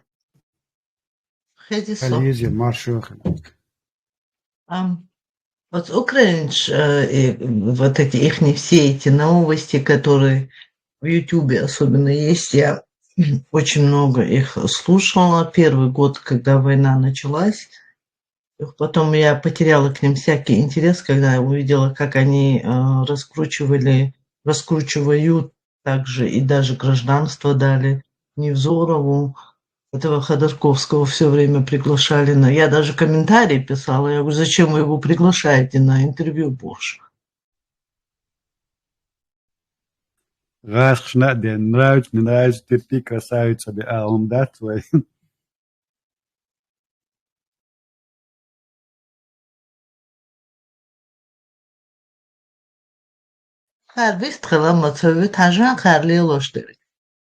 Я даже не знаю, на каком месте я остановилась. Ну, короче, что я хотела сказать? Это было предисловие, так сказать. Вы постоянно и Кадыров бьючи, вы Нахчетигает, Эмлой бьючи, Золкин. Вот я по вашим разговорам только это правда знаю, потому что я давно не слушаю. Я очень сильно в них разочарована, так сказать. И вот как будто Чечня – это какой-то отдельный самостоятельный субъект. Вот как будто мы сами принимаем решение, участвовать нам в этой войне, не участвовать. Мы являемся частью Российской Федерации. И наших ребят также призывают, как и других. А они про нас вот так вот это все преподносят, как будто независимое государство, которое вместе с Россией там против Украины воюет, и что они нас рассматривают. Я так это понимаю. Специально делаю, что они очень продажные. Я это поняла. Раньше я так не считала. А сейчас я вот вижу, вот когда эти новости их не очень часто слушала. Они один и тот же народ. С одним и тем же менталитетом. Свобода тоже. Твое негодование. Огромное общество, разные нахбуцаны. Ибрахим, хау вислушек, я сейчас не могу понять. Ну, с вопрос такой, Эллак, да? Эллак, я тебя не слышал. Негодование, видишь, это понятно, но это все-таки эмоционально, я считаю, потому что если весь украинский народ рассматривать через Золкина, Карпенко, через вот этих людей, то нас тоже с легкостью можно посмотреть на нас через каких-то Кадыровых, Алаудиновых, Деминхановых и прочих вот этих вот убийц, преступников. Я вот просто то, что я лично вот свою позицию здесь высказываю, абсолютно полностью я поддерживаю украинский народ в их борьбе, в их вот это, ну, за самоопределение, за свою государственность, за свой самобыт. Абсолютно эти люди имеют полностью право отстаивать это и бороться за это. Другой вопрос, вот когда какие-то недобропорядочные там деятели, они начинают каких-то спекулировать, спекулировать на эти темы. Без разницы в чем. И вот, кстати, вот с Золкиным мы же тоже как-то вот общались, и он немного так настороженно относился, думал, что мы там агрессивно, я так понял, хотим с ним какие-то разборки устраивать. Вот, ну, там каких-то устраивания разборок не было интереса. И я, например, лично тоже это там озвучивал ему, что мы какие-то претензии предъявлять здесь не собираемся. Просто мы, вот видно по вашей там деятельности, что вы не информированы. И вот наша вот эта беседа, она просто в целях информирования друг друга. То есть, чтобы мы побольше друг друга начали узнавать, и потом правильные как бы выводы мы можем делать друг о друге. Но после вот этого там 2-3 часа, сколько мы там беседовали, он, ну, тут мне нового ничего вы не сказали, типа он все знает. Типа вот нового он ничего не услышал. Он знает все. В том-то и дело, что он знает все. Специально. Я не знаю, он знает или не знает, но вот он так как бы немного с таким, ну вот в таком вот плане это озвучил, да, что я нового ничего не услышал туда. Хотя вот была попытка и в дальнейшем еще общаться и беседовать друг с другом, и в дальнейшем разъяснять ситуацию, потому что, судя по тому, что они там высказывают, судя по тому, что они там пропагандируют, у нас информация либо неправильная, либо это делается умышленно, вот так. Вот такое вот. Аудал Мамати, Ибрахим, чтобы не знать, что Чечня является субъектом Российской Федерации. Понимаешь, мы не независимое государство. Я не могу читать мысли людей, я не могу через одного человека всей нации оценки давать. У меня нет таких прав. Если у нас какие-то обычно там люди где-то заходят в интернет и начинают там, да, все одинаковые, пошли эти и те, то у меня чуть-чуть другое отношение. Я пытаюсь вот это своим каким-то действием, Какого уровня журналист? я пытаюсь своими действиями какую-то вот эту ситуацию ее урегулировать, да, и вижу, если проблему, если вижу в перспективе какую-то проблему для нашего народа и потом для межнародных, межгосударственных, межнациональных каких-то отношений, в этом в дальнейшем пагубность, то я именно с таких позиций, например, подхожу. И вот как политическая партия мы обязаны так, как дипломатично, правильно, трезво, не просто, да, пошли все туда-сюда. Я тут, например, годами, там, с 2014 года мы всегда... мы помогали украинцам постоянно. То есть это, знаешь, вот... Ты вот как у тебя какой-то, пример такой, да, чисто бытовой.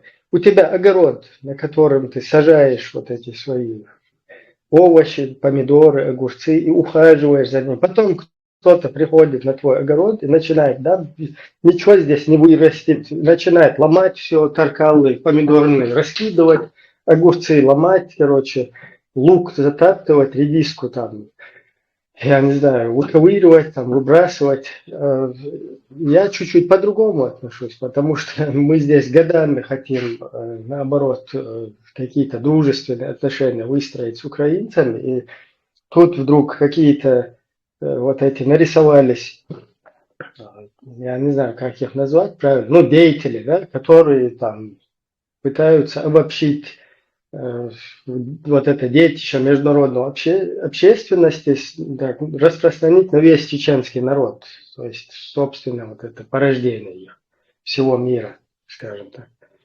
То это неправильно. То есть, поэтому я вот смотрю, подхожу с таких позиций, что надо просвещать людей, пускай даже не этих людей, которые им по барабану, ты просветишь, не просветишь, у него свое предвзятое отношение, но там есть другая общественность, с которой мы должны работать, и абсолютно нельзя допустить каких-то на фоне вот этого, то, что русские пытаются с 2014 года, они то и делают, что показывают тиктокеров, как будто бы тиктокеры напали вместе, русские вместе с тиктокерами, с инициаторами напали вот на Украину, за 3 дня ее захватить.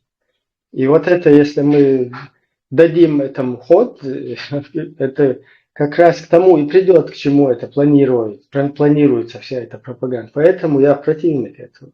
Вот, трезво. На интервью вызовут, я ему скажу, что он знает прекрасно все, Ибраим.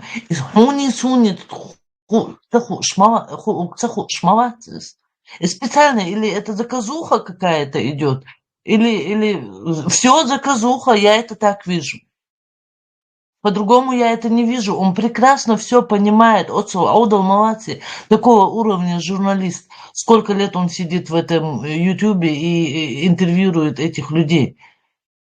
Его просвещать не надо, он нас с тобой может просветить. Да, но судя по их недавним каким-то видео, роликам, он сам как бы относился очень благоприятно к русским, к русскому языку. То есть этот человек, он недавно, 5 минут назад, сам как бы такой, я не знаю, полурусский или недорусский, вот именно на таких позициях стоящий человек. Step by step, исто. Салам алейкум, салам маршаду, почему масей. Висхол мегадери, мегадуй, ба. Хорошо. Я постараюсь очень быстро озвучить вопрос, хоть он скорее и риторический, но это относительно того вопроса, той проблемы, которая была озвучена чуть раньше. Именно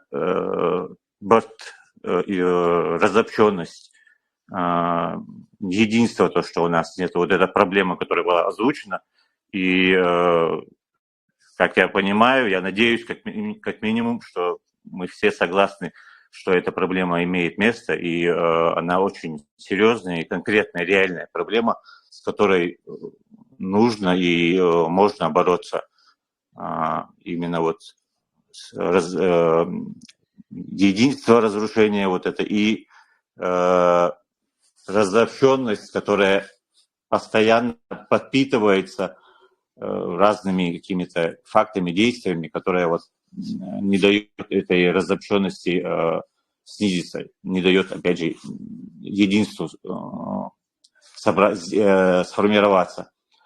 Вот именно насчет, вот касательно именно этого вопроса, если реально думать и стараться находить решение вот для этой проблемы, конкретно, не глобально обсуждать какие-то вещи, на которые мы не можем повлиять, а вот на вещи, которые нас непосредственно касаются и на которые мы как бы на самом деле можем повлиять, просто нужно думать и находить решение. И именно когда эта проблема была озвучена, чуть там позже, через несколько там, фраз, через минуту, было озвучено то, что вот резолюция, которая имела место в Раде насчет принятия статуса чеченского народа, Чеченской республики, то, что Чеченская республика оккупирована. И вот касательно этой темы пошло обсуждение, и то, что там, это Филькина грамота на самом деле и так далее, и что это как бы ничего не значит, абсолютно вот простая бумажка, но эту бумажку начали себе приписывать и себе там заслуги как бы приписывать, что кто-то это сделал, и использовать ее в своих целях и говорить, что там на самом деле вот там, нас признали, независимость и так далее. И в этот момент примерно было сказано, озвучена фамилия Закаева. И дальше продолжилось, что вот благодаря этому обману, то, что на самом деле, что это Филькина грамота не представляет из себя то, что она на самом деле есть, и что она из себя представляет, и благодаря ей вот получается, раз фамилия была озвучена Закаева, в частности, он на весь мир раскручивает эту тему и как бы дурит народ. Вот была такая сразу параллель. Хотя понятно, я думаю, даже спорить не надо. В смысле, обсуждать нет смысла, что Закаев говорил или что как бы имел место, или в смысле этого раскручивал, как бы какое отношение к этой именно вот теме обмана и Филькиной грамоте, что он из этого извлек. И вот как бы вот здесь этот риторический мой вопрос. Проблема, которая была озвучена, и с которой мы все согласны, то, что у нас нет единства, и мы не можем этого единства добиться. Как бы, какими действиями она постоянно продолжает иметь место. Вот. Действия вот эти. В данном случае ответ на этот вопрос примерно... Да, все, Бартол. Баркал решил. Ну, это в принципе правильно здесь озвучивали, потому что вот эта имитация бурной деятельности, она в принципе какого-то фундамента под собой не имеет. И там нет никаких заслуг чьих-то, потому что вот этот Алычев Закаев, его команда, скажем так, из вот этих религиозных деятелей, когда еще до Второй русско-украинской войны мы вели какие-то отношения. Вот я еще когда его представителем там являлся, когда мы вели какие-то отношения с украинцами, с белорусами, вот в частности с белорусами мы проводили здесь десятки митингов постоянно их поддерживали, публиковали это дело, когда они боролись против своего Лукашенко. На тот период вот эти муллы закаевские нам предъявляли претензии. Оставьте этих людей. В Беларуси у нас есть какие-то знакомые, у них будут проблемы, короче. Перестаньте типа с ними митинги там проводить. Потом, когда украинцы, мы с украинцами общались, например, в Фейсбуке, вот я лично поздравлял украинцев там с праздником. Закаевские вот эти вот религиозные деятели, я дай мне досказать, закаевские религиозные деятели пытались вот это меня запретить своими религиозными приемами, типа нельзя неверных поздравлять там туда-сюда, вот с такими претензиями, понимаешь? А что сейчас произошло, вдруг, когда Закаев туда побежал, и прям в церковь зашел, о Господи, помилуй, ложит руку, короче, на гроб, там, поздравляю. Что вот это такое? Что это за сценарий? Что это за игра в неверных? Вот эти запреты, которые до этого были, зачем они проводились, эти запреты? Зачем нам пытались помешать работать там с украинцами, с ними дружить, там пытаться устраивать мосты какие-то. И теперь вдруг на фоне вот этого, того, что там Буданов сейчас затеял вот эту вот кампанию, да, украинский Буданов, там, ну, еще в группе там, с СБУшниками, с СБУшниками, с несколькими там политиками украинскими. Вот это совместно сейчас, которую работу они начали, о неком, на теме некого восстания в Чечне. И Закаев подписался на это. Ну, восстание, он понимает, что это вообще пагубная тема. Но там, чтобы привлечь людей к вот этим военным действиям, там, с Украины, вот этих сирийских маджахетов, их перебросить там, в Украину, там, он подписался на эту деятельность. И вот этот бежал там, туда побежал сын президента, бывшего нашего, этот Анзор, с этим ингушским парнем Белокиевым. Они там бегали, говорили, что по секторам все разбили в Чечне, они какие-то группы там создают. То есть украинской вот этой стороне им какую-то мульку там прогоняли. То есть вот эта деятельность, она никакой за собой, я не знаю, пользы там абсолютно не несет. То есть там есть, конечно, украинский какой-то интерес, который неправильно используется. Если украинцы хотят использовать исламистов, они неправильно это делают. Им нужно предложить пару населенных пунктов в Украине для всех исламистов после победы, где те могут спокойно проповедовать шариат, как в селении Карамахи и Чабанмахи, вот в Дагестане, когда Степашин и русские ФСБшники, они позволяли там им как бы вот это вот шариат там устанавливать. Вот точно так же украинцам надо предложить, и там будет много у них поток разных, и узбеков, и татар, там, и, я не знаю, всяких других национальностей, дагестанцев с Кавказа и так далее. Вместо ичкерийского вот этой вот темы. Тем более вот эти люди, у них и Горская республика там. Пожалуйста, свою Горскую республику. У них там конфедерация какая-то. Пожалуйста, это. Но проблемное дело это то, что использование исламистов, оно не должно потом как бы на чеченцев вот какая-то украинская, украинцами используемая какая-то карта, она потом за нее отвечать чеченцы же не должны, это же неправильно. Он, как в Сирии, там чеченцев использовали, потом на чеченцев наклеили вот это террористы там и так далее. Поэтому более честно будет и правильно, более эффективно, если предложат у себя на Украине какие-то пару населенных пунктов, где будет шариат, и тогда больше туда людей потянется. И Ичкерия вообще будет в стороне, как бы, мы при чем тут, если шариат и там кто-то устанавливает. У нас вообще такой темы в нашей конституции, в законе, в государстве у нас нет.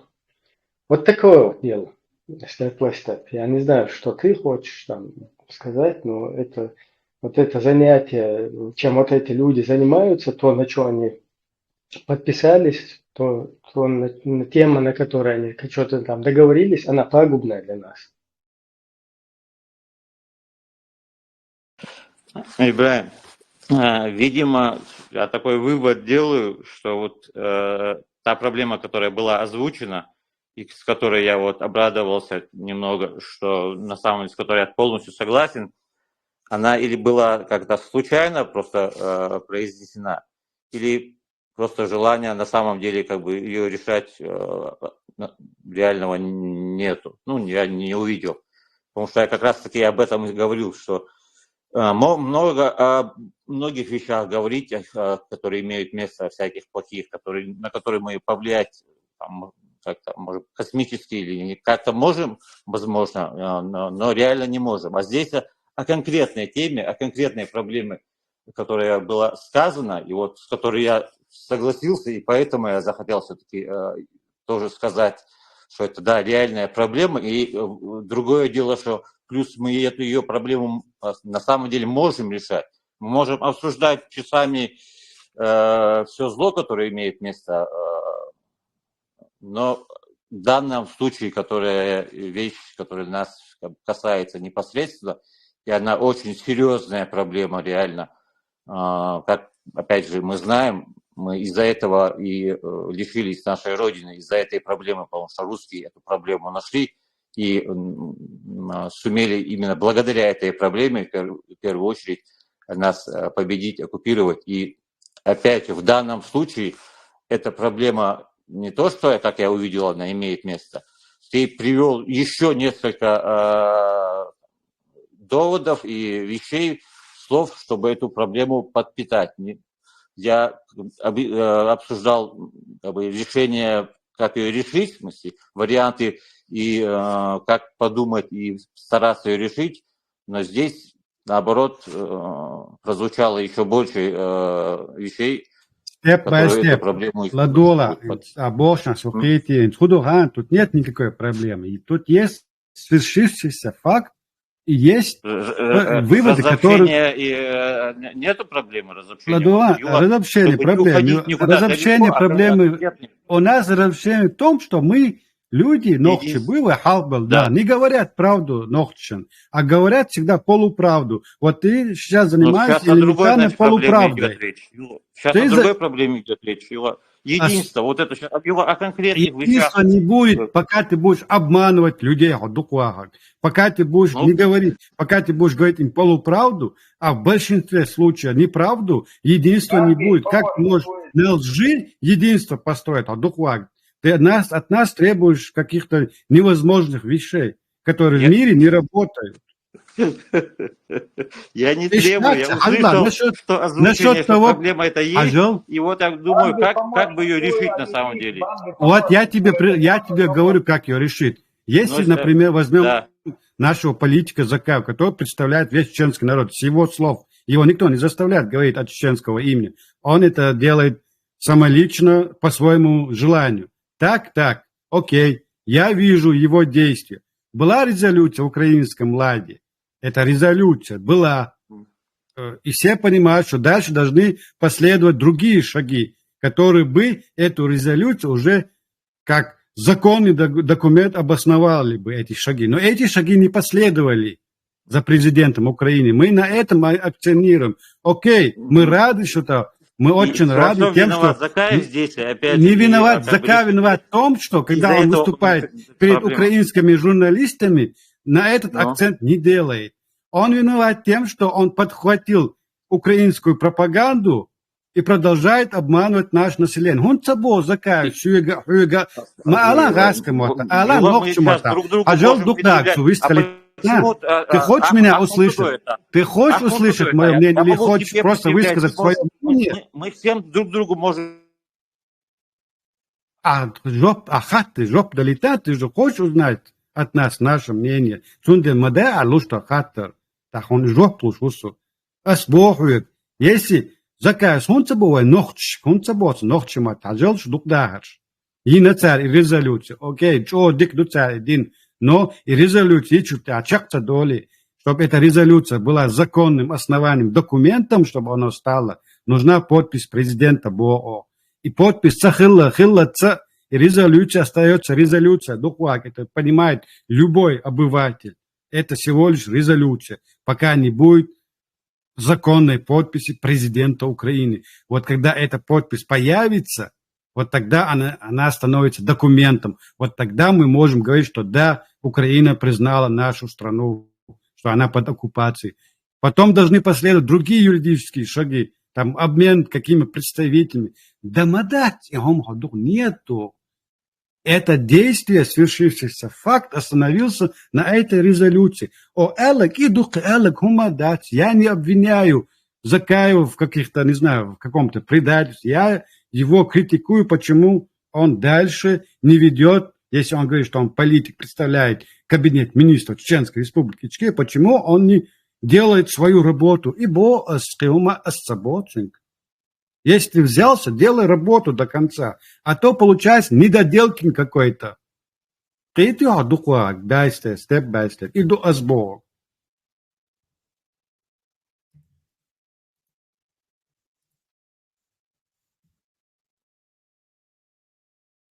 Бартолша, микрофон включили. Я понимаю.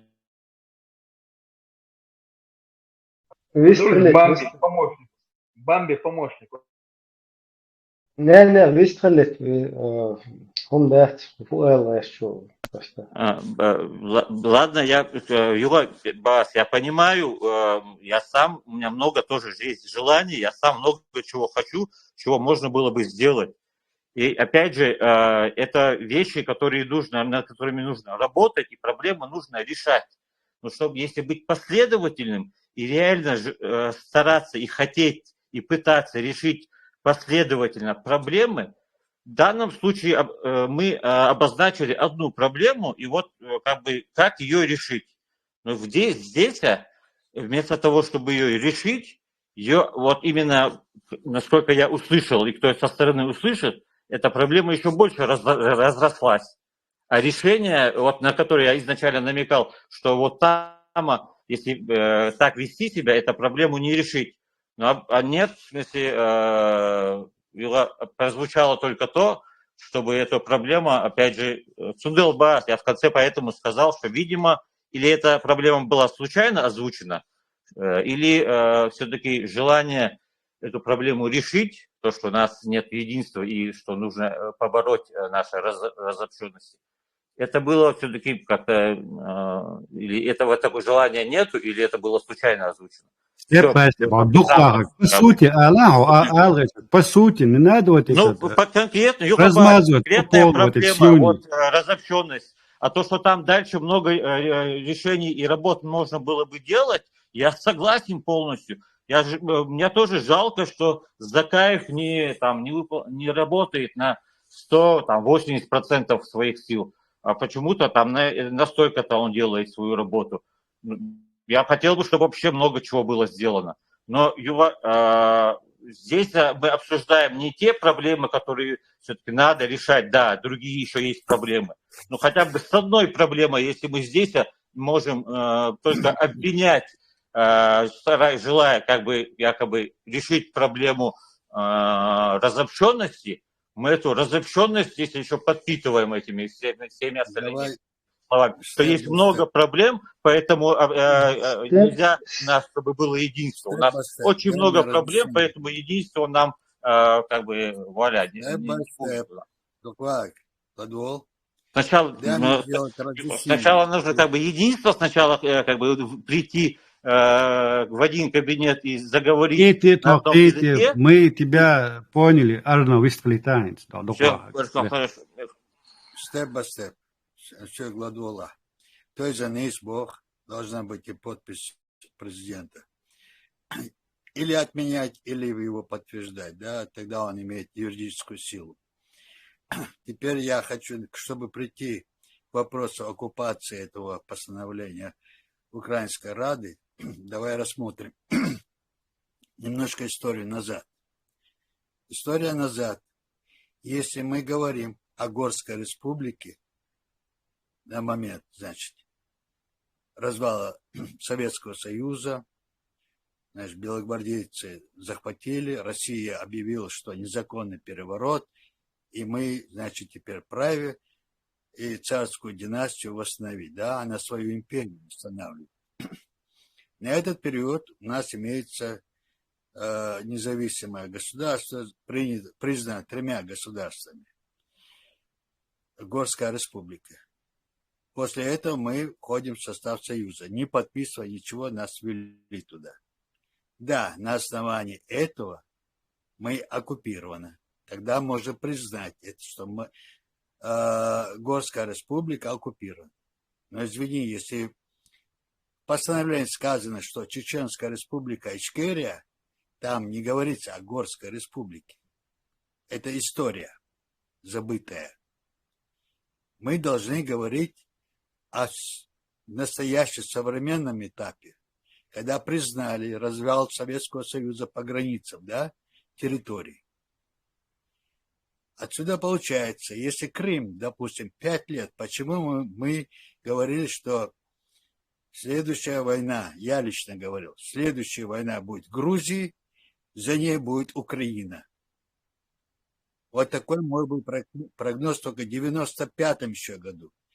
5 лет, когда Союз сказал, союзные республики, это не имеется Россия. Все союзные республики, которые имели в своем составе автономии, они имеют право выхода на уровень союзных государств. Вот этот период крымчане, Крым, тоже захотел объявить себя союзным государством.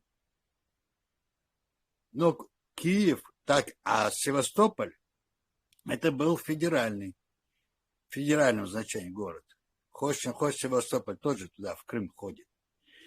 Но Россия за аренду этого порта платила Украине деньги. Страшное было нарушение прав крымчан, крымских татар, которые были реабилитированы указом Ельцина, так, Советского Союза. Но этот указ так и не пошел в действие, в работу.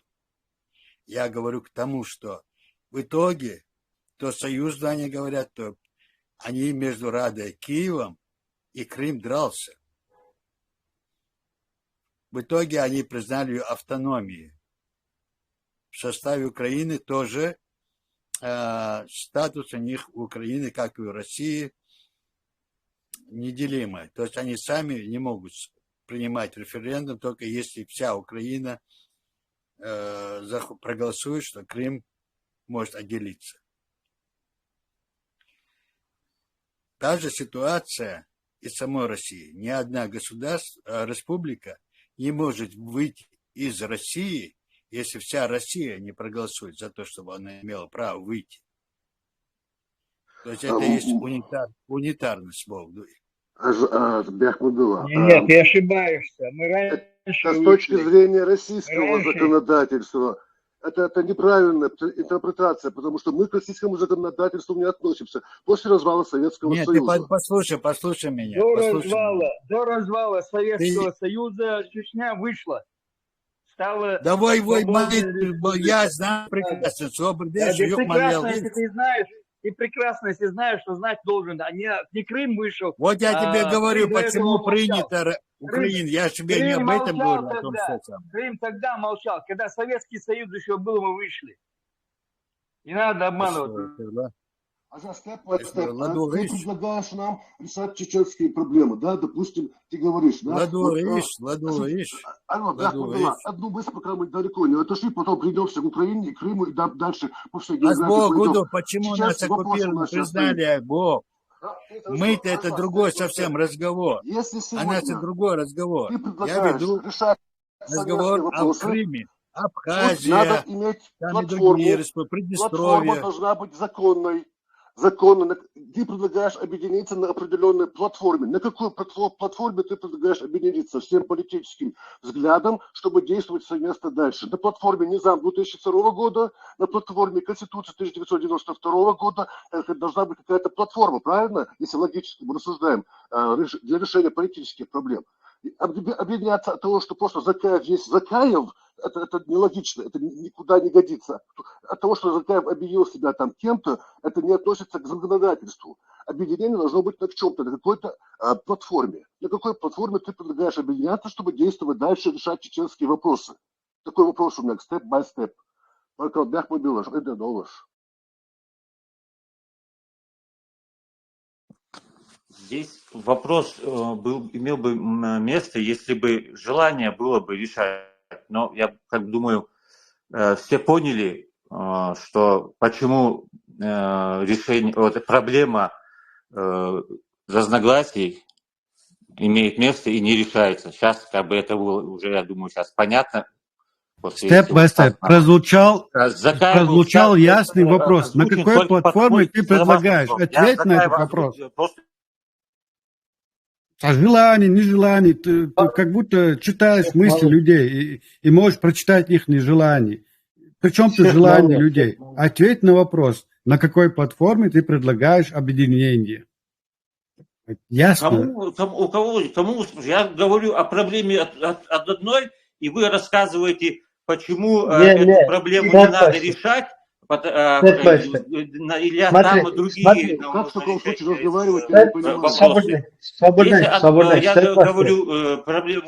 Степ-бай-степ. Ты говорил сейчас о том, что, короче, объединение, понимаешь, объединение сил. О проблеме, которая имеет место, вот это было озвучено. Да. Мы как бы говорим о единстве. Тебе просто стоит задает вопрос.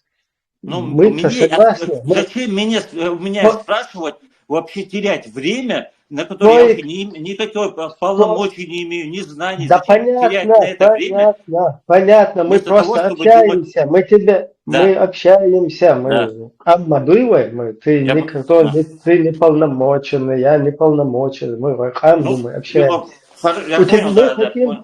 Мы хотим, вот смотри, у нас присутствует проблема разобщенности, так? Мы должны найти корень вот этой. Представь, там больной человек с аппендицитом. Найти желание, как ее решить, да. Человек лежит с аппендицитом, и мы вот вокруг стоим врачи, мы еще не знаем у него в области аппендицита там боли, и мы стоим, говорим, давайте все подумаем, что ему стало лучше. От этого же лучше ему не станет. Мы должны, как врачи, найти эту проблему, потом уже полностью его как бы извлечь, да, вот это, провести операцию, и, как бы извлечь вот этот ему аппендицит человеку, и потом он только здоров. Вот в нашей ситуации мы хотим понять, что происходит и так далее. У нас есть проблема разобщенности, ты предлагаешь, не то, что предлагаешь, ты даже такой риторический вопрос. Ты задал ты озвучил риторический вопрос, что вы вот, оказывается, не хотите объединения.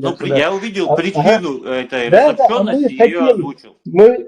В чем причина? Давай сначала с этого. Хорошо, вот эта Филькина грамота все-таки почему-то очень сильно мешает. Подожди, это неправильная тема.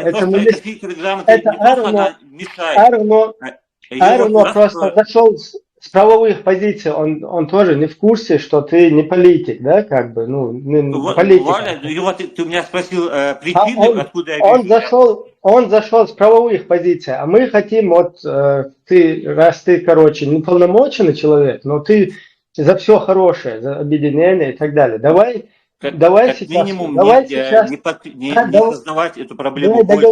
Дай договорить. Давай нащупаем, в чем проблема, а потом начнем ее решать. Давай по-честному. Я веду, Баркл, вот хорошо, да. И есть у нас проблема разобщенности? Есть, согласен, Воля. Из-за чего у нас происходит разобщенность, на твой взгляд? Я предлагаю, чтобы конструктивным быть, если есть реально желание эту проблему победить, как минимум услышать версию конструктивную. Ты сам сказал, что я некомпетентен, но я вижу, где там есть проблема, которая мешает. Всех мало. Я могу рассказывать, в смысле, свои мнения о том, что я не знаю, но это делу не поможет. Да не лей воду, ты просто воду в супе толчешь. Всех мало. Леха, всех мало. Хажла, вот степ-бай-степ. Тебе просто задают вопрос не как компетентному какому-то председателю правительства и так далее. Ты вот просто человек, как и мы, простой, мы рядовые вот люди, мы общаемся, но мы гражданское общество, хотим понять, что у нас происходит. У нас есть проблема разобщенности. И вот вопрос, ты просто интересно, ты понимаешь, из-за чего эта разобщенность? Я вот вижу одну из причин, которые это вот имеет место, да. О других вещах можно спрашивать, опять же, тысячу мнений, которые компетентны. Здесь я вижу, здесь вот эта Филькина грамота, хорошо, она очень мешает, почему? Вот она, Рада ее утвердила, там кто-то подписал, не подписал, она имеет место. Она не просто... Степ-бай-степ. Мы закрытием глаз на то, что на пациента, который у нас лежит на операционном столе и корчится, кричит, орет, ему больно. Закрытием ушей и глаз мы не решим эту проблему. Я поэтому тебе предлагаю, давай ее по-честному. Если дрова не кидать в этот костер, может быть, он все-таки не будет угасать, хотя бы дрова туда не кидать, хотя бы дрова туда не бросать. Давай сначала поймем, в чем проблема, а потом как ее решать уже будем обговаривать. Если есть компетентные, можно их услышать, чтобы эту проблему... Здесь я вижу конкретную вот причину, мы хотим посмотреть, вот ты предлагаешь терапевтический метод, Тойзен предлагает я предлагаю, чтобы каждый, у кого есть решение реальное, но до этого, не общими терминами, не общими какими-то разными... Степ-бай-степ. А всех мало, это следующий уровень. Сначала мы хотим... Следующий уровень, это как мы будем решать проблему. Сначала мы должны понять, в чем проблема разобщенности. Давай, ты, Тойзер, свое мнение, ты свое выскажешь, Эруно свое мнение выскажет. Давай вот так вот, по-честному, подискутируем. Это было бы хорошо, если конструктивно было, но все уходит в общие разговоры и обвинения. А я здесь просто предлагаю мое какое-то, я увидел, что чисто со стороны, то, что я увидел, вот, что можно не подбрасывать туда как минимум дрова. Вот это было бы уже неплохо, если не подпитывать эту проблему еще больше. Вот, это мое мнение. А каждый другой, если есть решение... Дров тут нету. Дрова оставь, пожалуйста, этим дровосекам. Каждый должен соблюдать закон, который тебе прописан. Если у тебя Конституция, соблюдай ее. Если ты нарушаешь, то ты преступник. Ты хочешь построить на лжи государство. Этого государства не будет. Вот главное степ-бай-степ. Я поэтому говорю, что и Украина, и те, которые были союзные республики, предали нас. Они нарушили закон. Они совершили государственный переворот. Прежде чем развалить Советский Союз, они должны были расписать. А что мы будем делать с теми? Нет, они самовольно нас включили туда. Хотя они все, и ООН, и Запад, все они видели прекрасно. И тот же ООН нарушал. Здесь нужно требовать от них соблюдения законов. Но если мы потакаем, создаем всякие организации фиктивные, а потом государство эти фиктивные организации признает, то, извини, этого государства не будет. Я все, закончил. Тойзен, ты в чем видишь проблему разобщенности? Проблема Ицарнос Маала в том, что говорят неправду, манипулируют правдой, говорят полуправду. Стоик задал ясный вопрос человеку, на какой форме ты предлагаешь объединение. Вот Стоик предлагает ему пути решения проблемы. Несколько путей он предложил там. Это конституция та или другая. То есть, если ты к чему-то, с кем-то идешь на какому-то компромиссу, ты должен предложить степ-бай-степ, а не размазывать сопли по полу, Цумбях мобил, когда тебя слушаешь, ты просто говоришь, а по сути он шума дается. Стоит тебе задать вопрос, на какой форме ты предлагаешь объединение? Ответь вот просто на заданный вопрос. Объективно вот этот вопрос задается, потому что желание есть решить эту проблему, и вот это двигает человеком, когда вот такой вопрос не задается. Да, когда конечно, чтобы найти точку соприкосновения. Да, найти точку соприкосновения. И мой вклад, который я могу вложить в это решение в этой проблеме, это то, что я уже озвучил. А все остальное я буду абсолютно ни о чем говорить. То, что и так это делается. Окей, я тебя услышал. Из твоих слов я делаю выводы. Для решения, слушай, это реально вот это желание решить эту проблему, этот вопрос для меня задается. Потому что есть желание этим я не понимаю, какой у тебя интерес моим желанием? Кого-то спрашивать. Я пойду сейчас на улицу спрашивать решение своих проблем. Ну, о чем разговор? Так, давай это уже Алило штек, Я из твоих слов делаю вывод. Ты или не определился в этом вопросе насчет объединения, на какой платформе, или ты не уполномочен об этом говорить. Третьего тут нету. Бяхмабилла из твоих слов выходит. Тойза, дайте я тоже озвучу свое мнение. Почему у нас вот эта разобщенность? На мой взгляд, полностью вот эта разобщенность и то, что в нашей среде произошло, да, почему мы потерпели поражение в Русне, оно все кроется в подлоге Конституции в 96 году, то, что было совершено. В 93-м первый раз была такая попытка, и в 96 году она уже осуществилась, как бы. Вот этот подлог, он произошел. В связи с этим у нас начались вот эти русские проекты. В 2002 они его зафиксировали, этот подлог уже. Да. В связи с этим на нашей территории русскими вот этими деятелями через литературу, через партию исламского возрождения, через всяких вот этих выпускников Патриция Лумумбы, института, дружбы народов, всякие русскоязычные арабы и так далее. Вот это все каша началась в связи с этим подлогом. И мы пришли в итоге к тому, что русские, у них как бы открылась вот эта вот такая точка, на которую они начали ссылаться, что мы якобы вот политисламисты, мы террористы и так далее. И вот это вот всякие шариатские расстрелы, там, избитие палками, вычленение чеченской самоидентичности и так далее. В итоге это вылилось там в 97 год, 8-й, расстрелы, там битье, палками и все остальное. Потом всякие вот эти группировки, похищение людей, бисмилля, по сунне, которые позволяли Айламнах совместно с ФСБ производить. И вот это в итоге Дагестанский конгресс Чечни и Дагестанов народа, Карамахи, Чабанмахи, шариаты, серия взрывов домов и рязанские учения. Там, после этого уже официальное вторжение и сравнивание с асфальтом чеченского народа.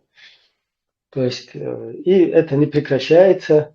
В лесу в 2002 году, в кустах, я тоже там на тот период где-то присутствую, вот это проводится продолжение вот этих подлогов, продолжение нападков на чеченскую государственность. А сейчас как это, кто обманули, перехитрили, там не сумели, это не в этом вопрос. Суть мы сейчас не пытаемся здесь какие-то судейские решения выносить, но факт то, что вот это свершилось, и в 2002 году полностью там этот подлог вылился в какое-то провозглашение в лесу исламского государства, и на этом это не остановилось. Потом был провозглашен Эмират Кавказ, и далее уже Эмират Кавказ присягнул ИГИЛу. И вот это вот сейчас в нашей среде люди, которые остались от Эмирата Кавказа, люди, которые остались от подлога 96-го года, люди, которые остались от вот этих вот трюков в 2002 году с Конституцией, Низамом, люди, которые остались от ИГИЛа и так далее. Вот это общество, которое оболваненное, вот такое, не понимает, пытается пристреляться, что произошло, понять вот эту ситуацию. И на фоне этого сейчас мы видим просто продолжение, то есть тех же самых граблей, игр в политический Прыгали через забор, да, Вова? Прыгали через забор. Да, вот игры в политический... Абсолютно. Игры, продолжение игр в политический ислам. И на этой почве, на почве вот этих политисламистских, я вот сейчас сегодня озвучивал, несмотря на все салафистские убеждения людей, которые в Сирии там с оружием в руках, вот эти террористические группировки воевали, они воевали все между всех, то есть все между собой. Несмотря на то, что там не было среди них каких-то алавитов, каких-то хабашитов, каких-то суфистов, это было вся салафизм, ахлюсунна, которая между собой, грызлась там полностью. Вот что вот эти люди, сегодняшние политисламисты, продолжение вчерашнего вот этих вот подлогов и так далее, как они пытаются вот это вот все решить?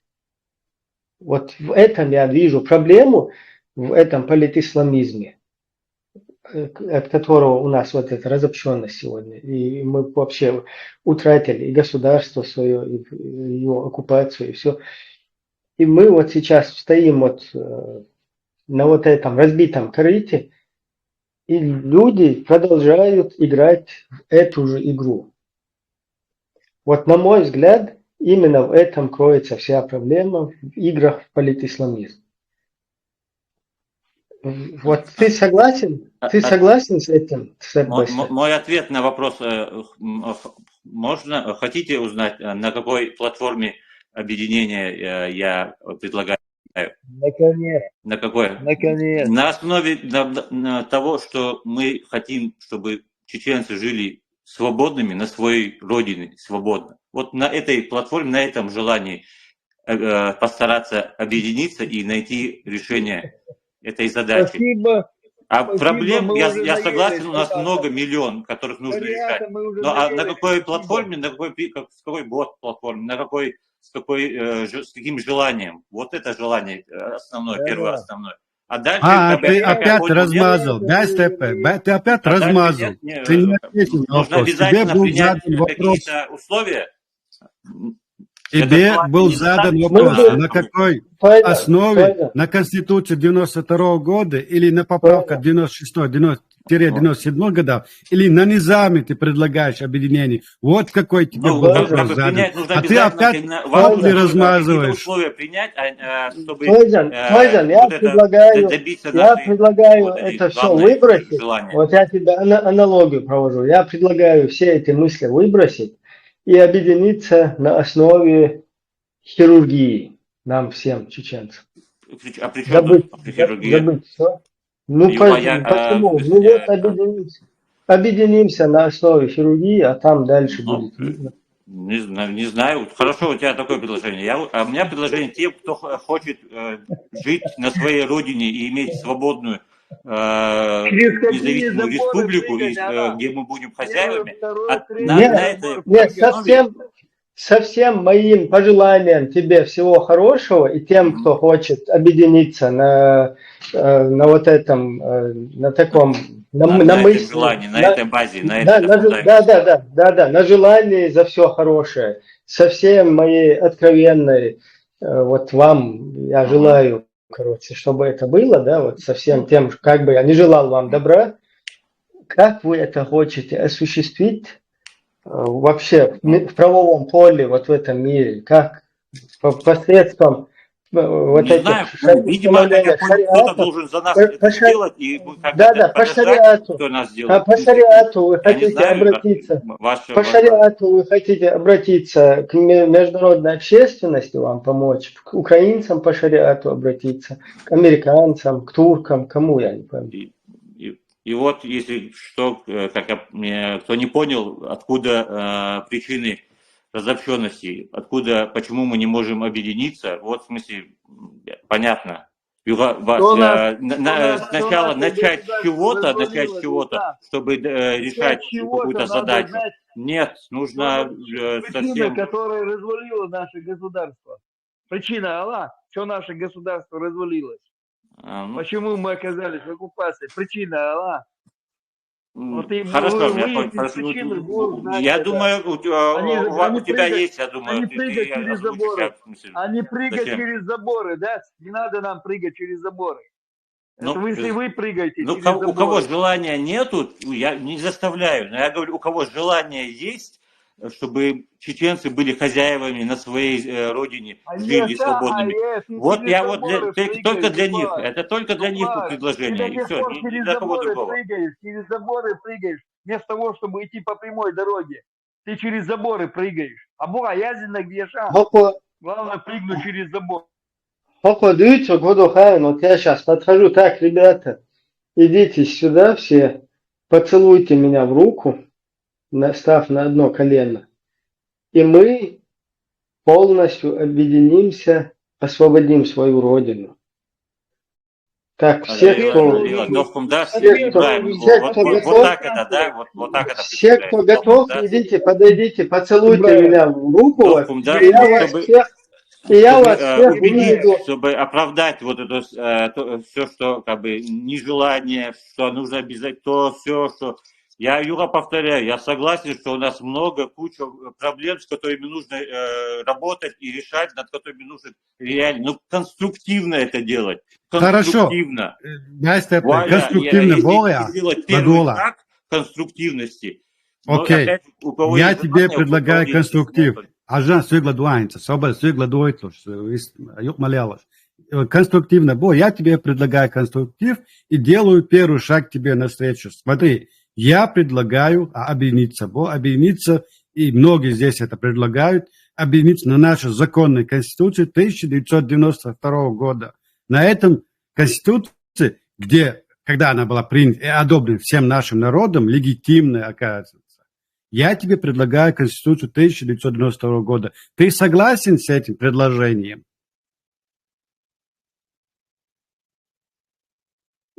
Я лучше, чтобы не говорить того, что я не знаю, или каких-то глупостей, это потому что который приведет еще к большим глупостям и ненужным вещам. Зачем? Юра, я опять же лучше откажусь ответить. Так, я тебя выключил. Аллах, скажи, у меня нету ответа на ваши. И о каком-то объединении ты с нами хочешь говорить. Вот ты есть та самая причина, которым чеченский народ не может объединиться. Когда я, часть этого народа, тебе предлагаю вариант, ты не хочешь на него отвечать. Уходишь от ответа. Так, кто здесь лицемер? Сумбех мобильно уже... Взрыв мозга я не могу. Я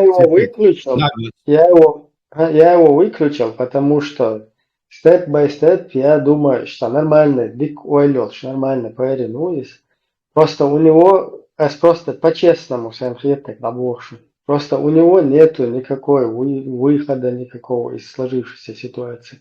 Он не понимает ни там политические какие-то вот эти моменты, он не понимает. Он зависит от той группы, которую прислала сюда.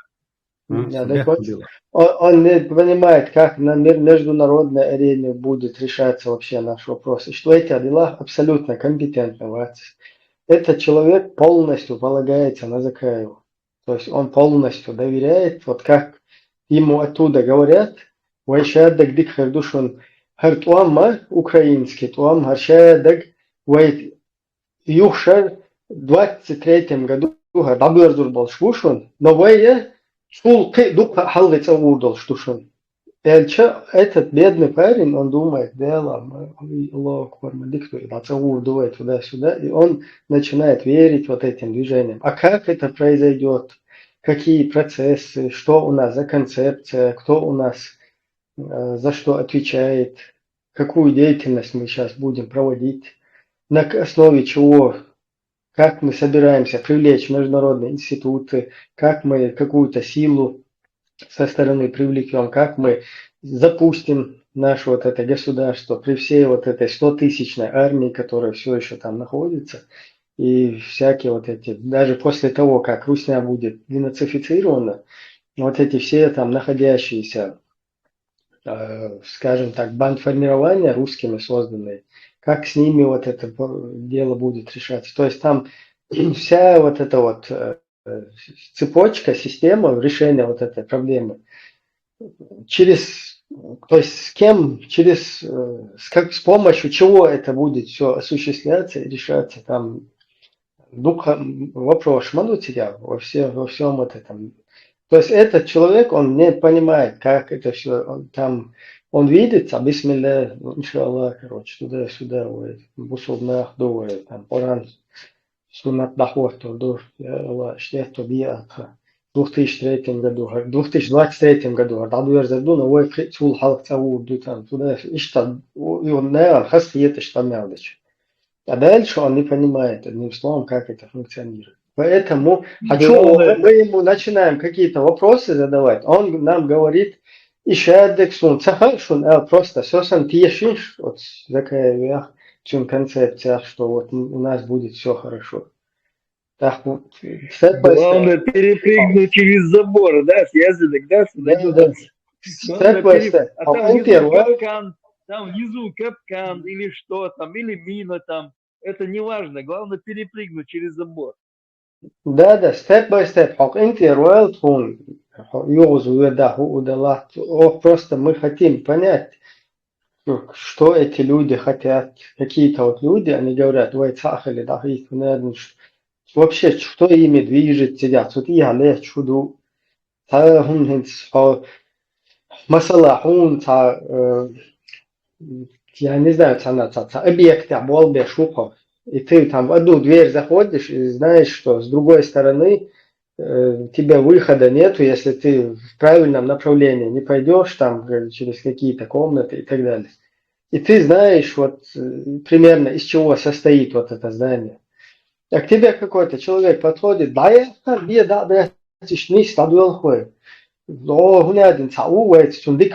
короче, не стал, а ты видишь, свободы, короче,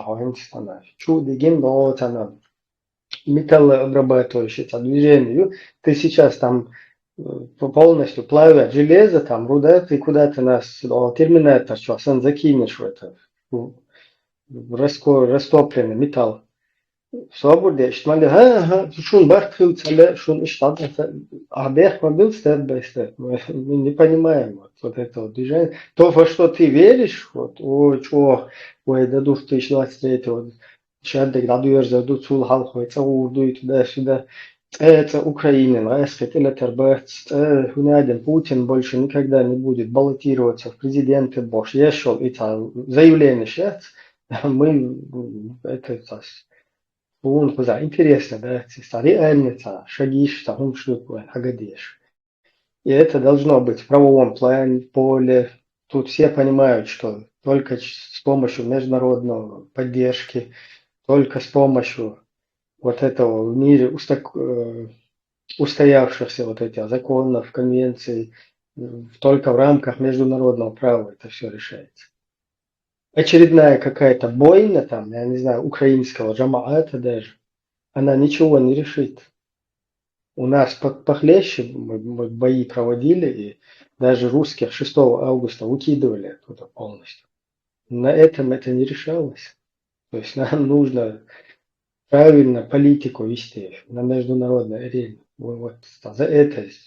И вот в этом направлении только так мы можем от чего-то достигнуть.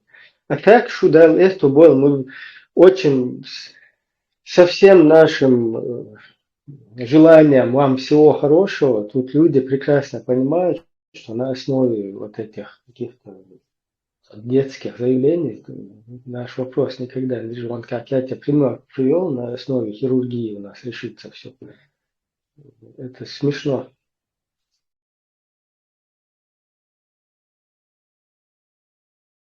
Так, Ибрем, на этой миролюбивой ноте можно завершать лекцию.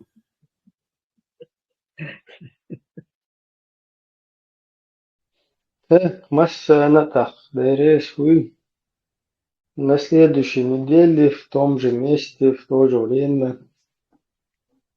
Да, ты habешь Час, Бая, в тот же час. Addig ölmaszéli más ajl bűzdér, aljó hív. Más ajl, addig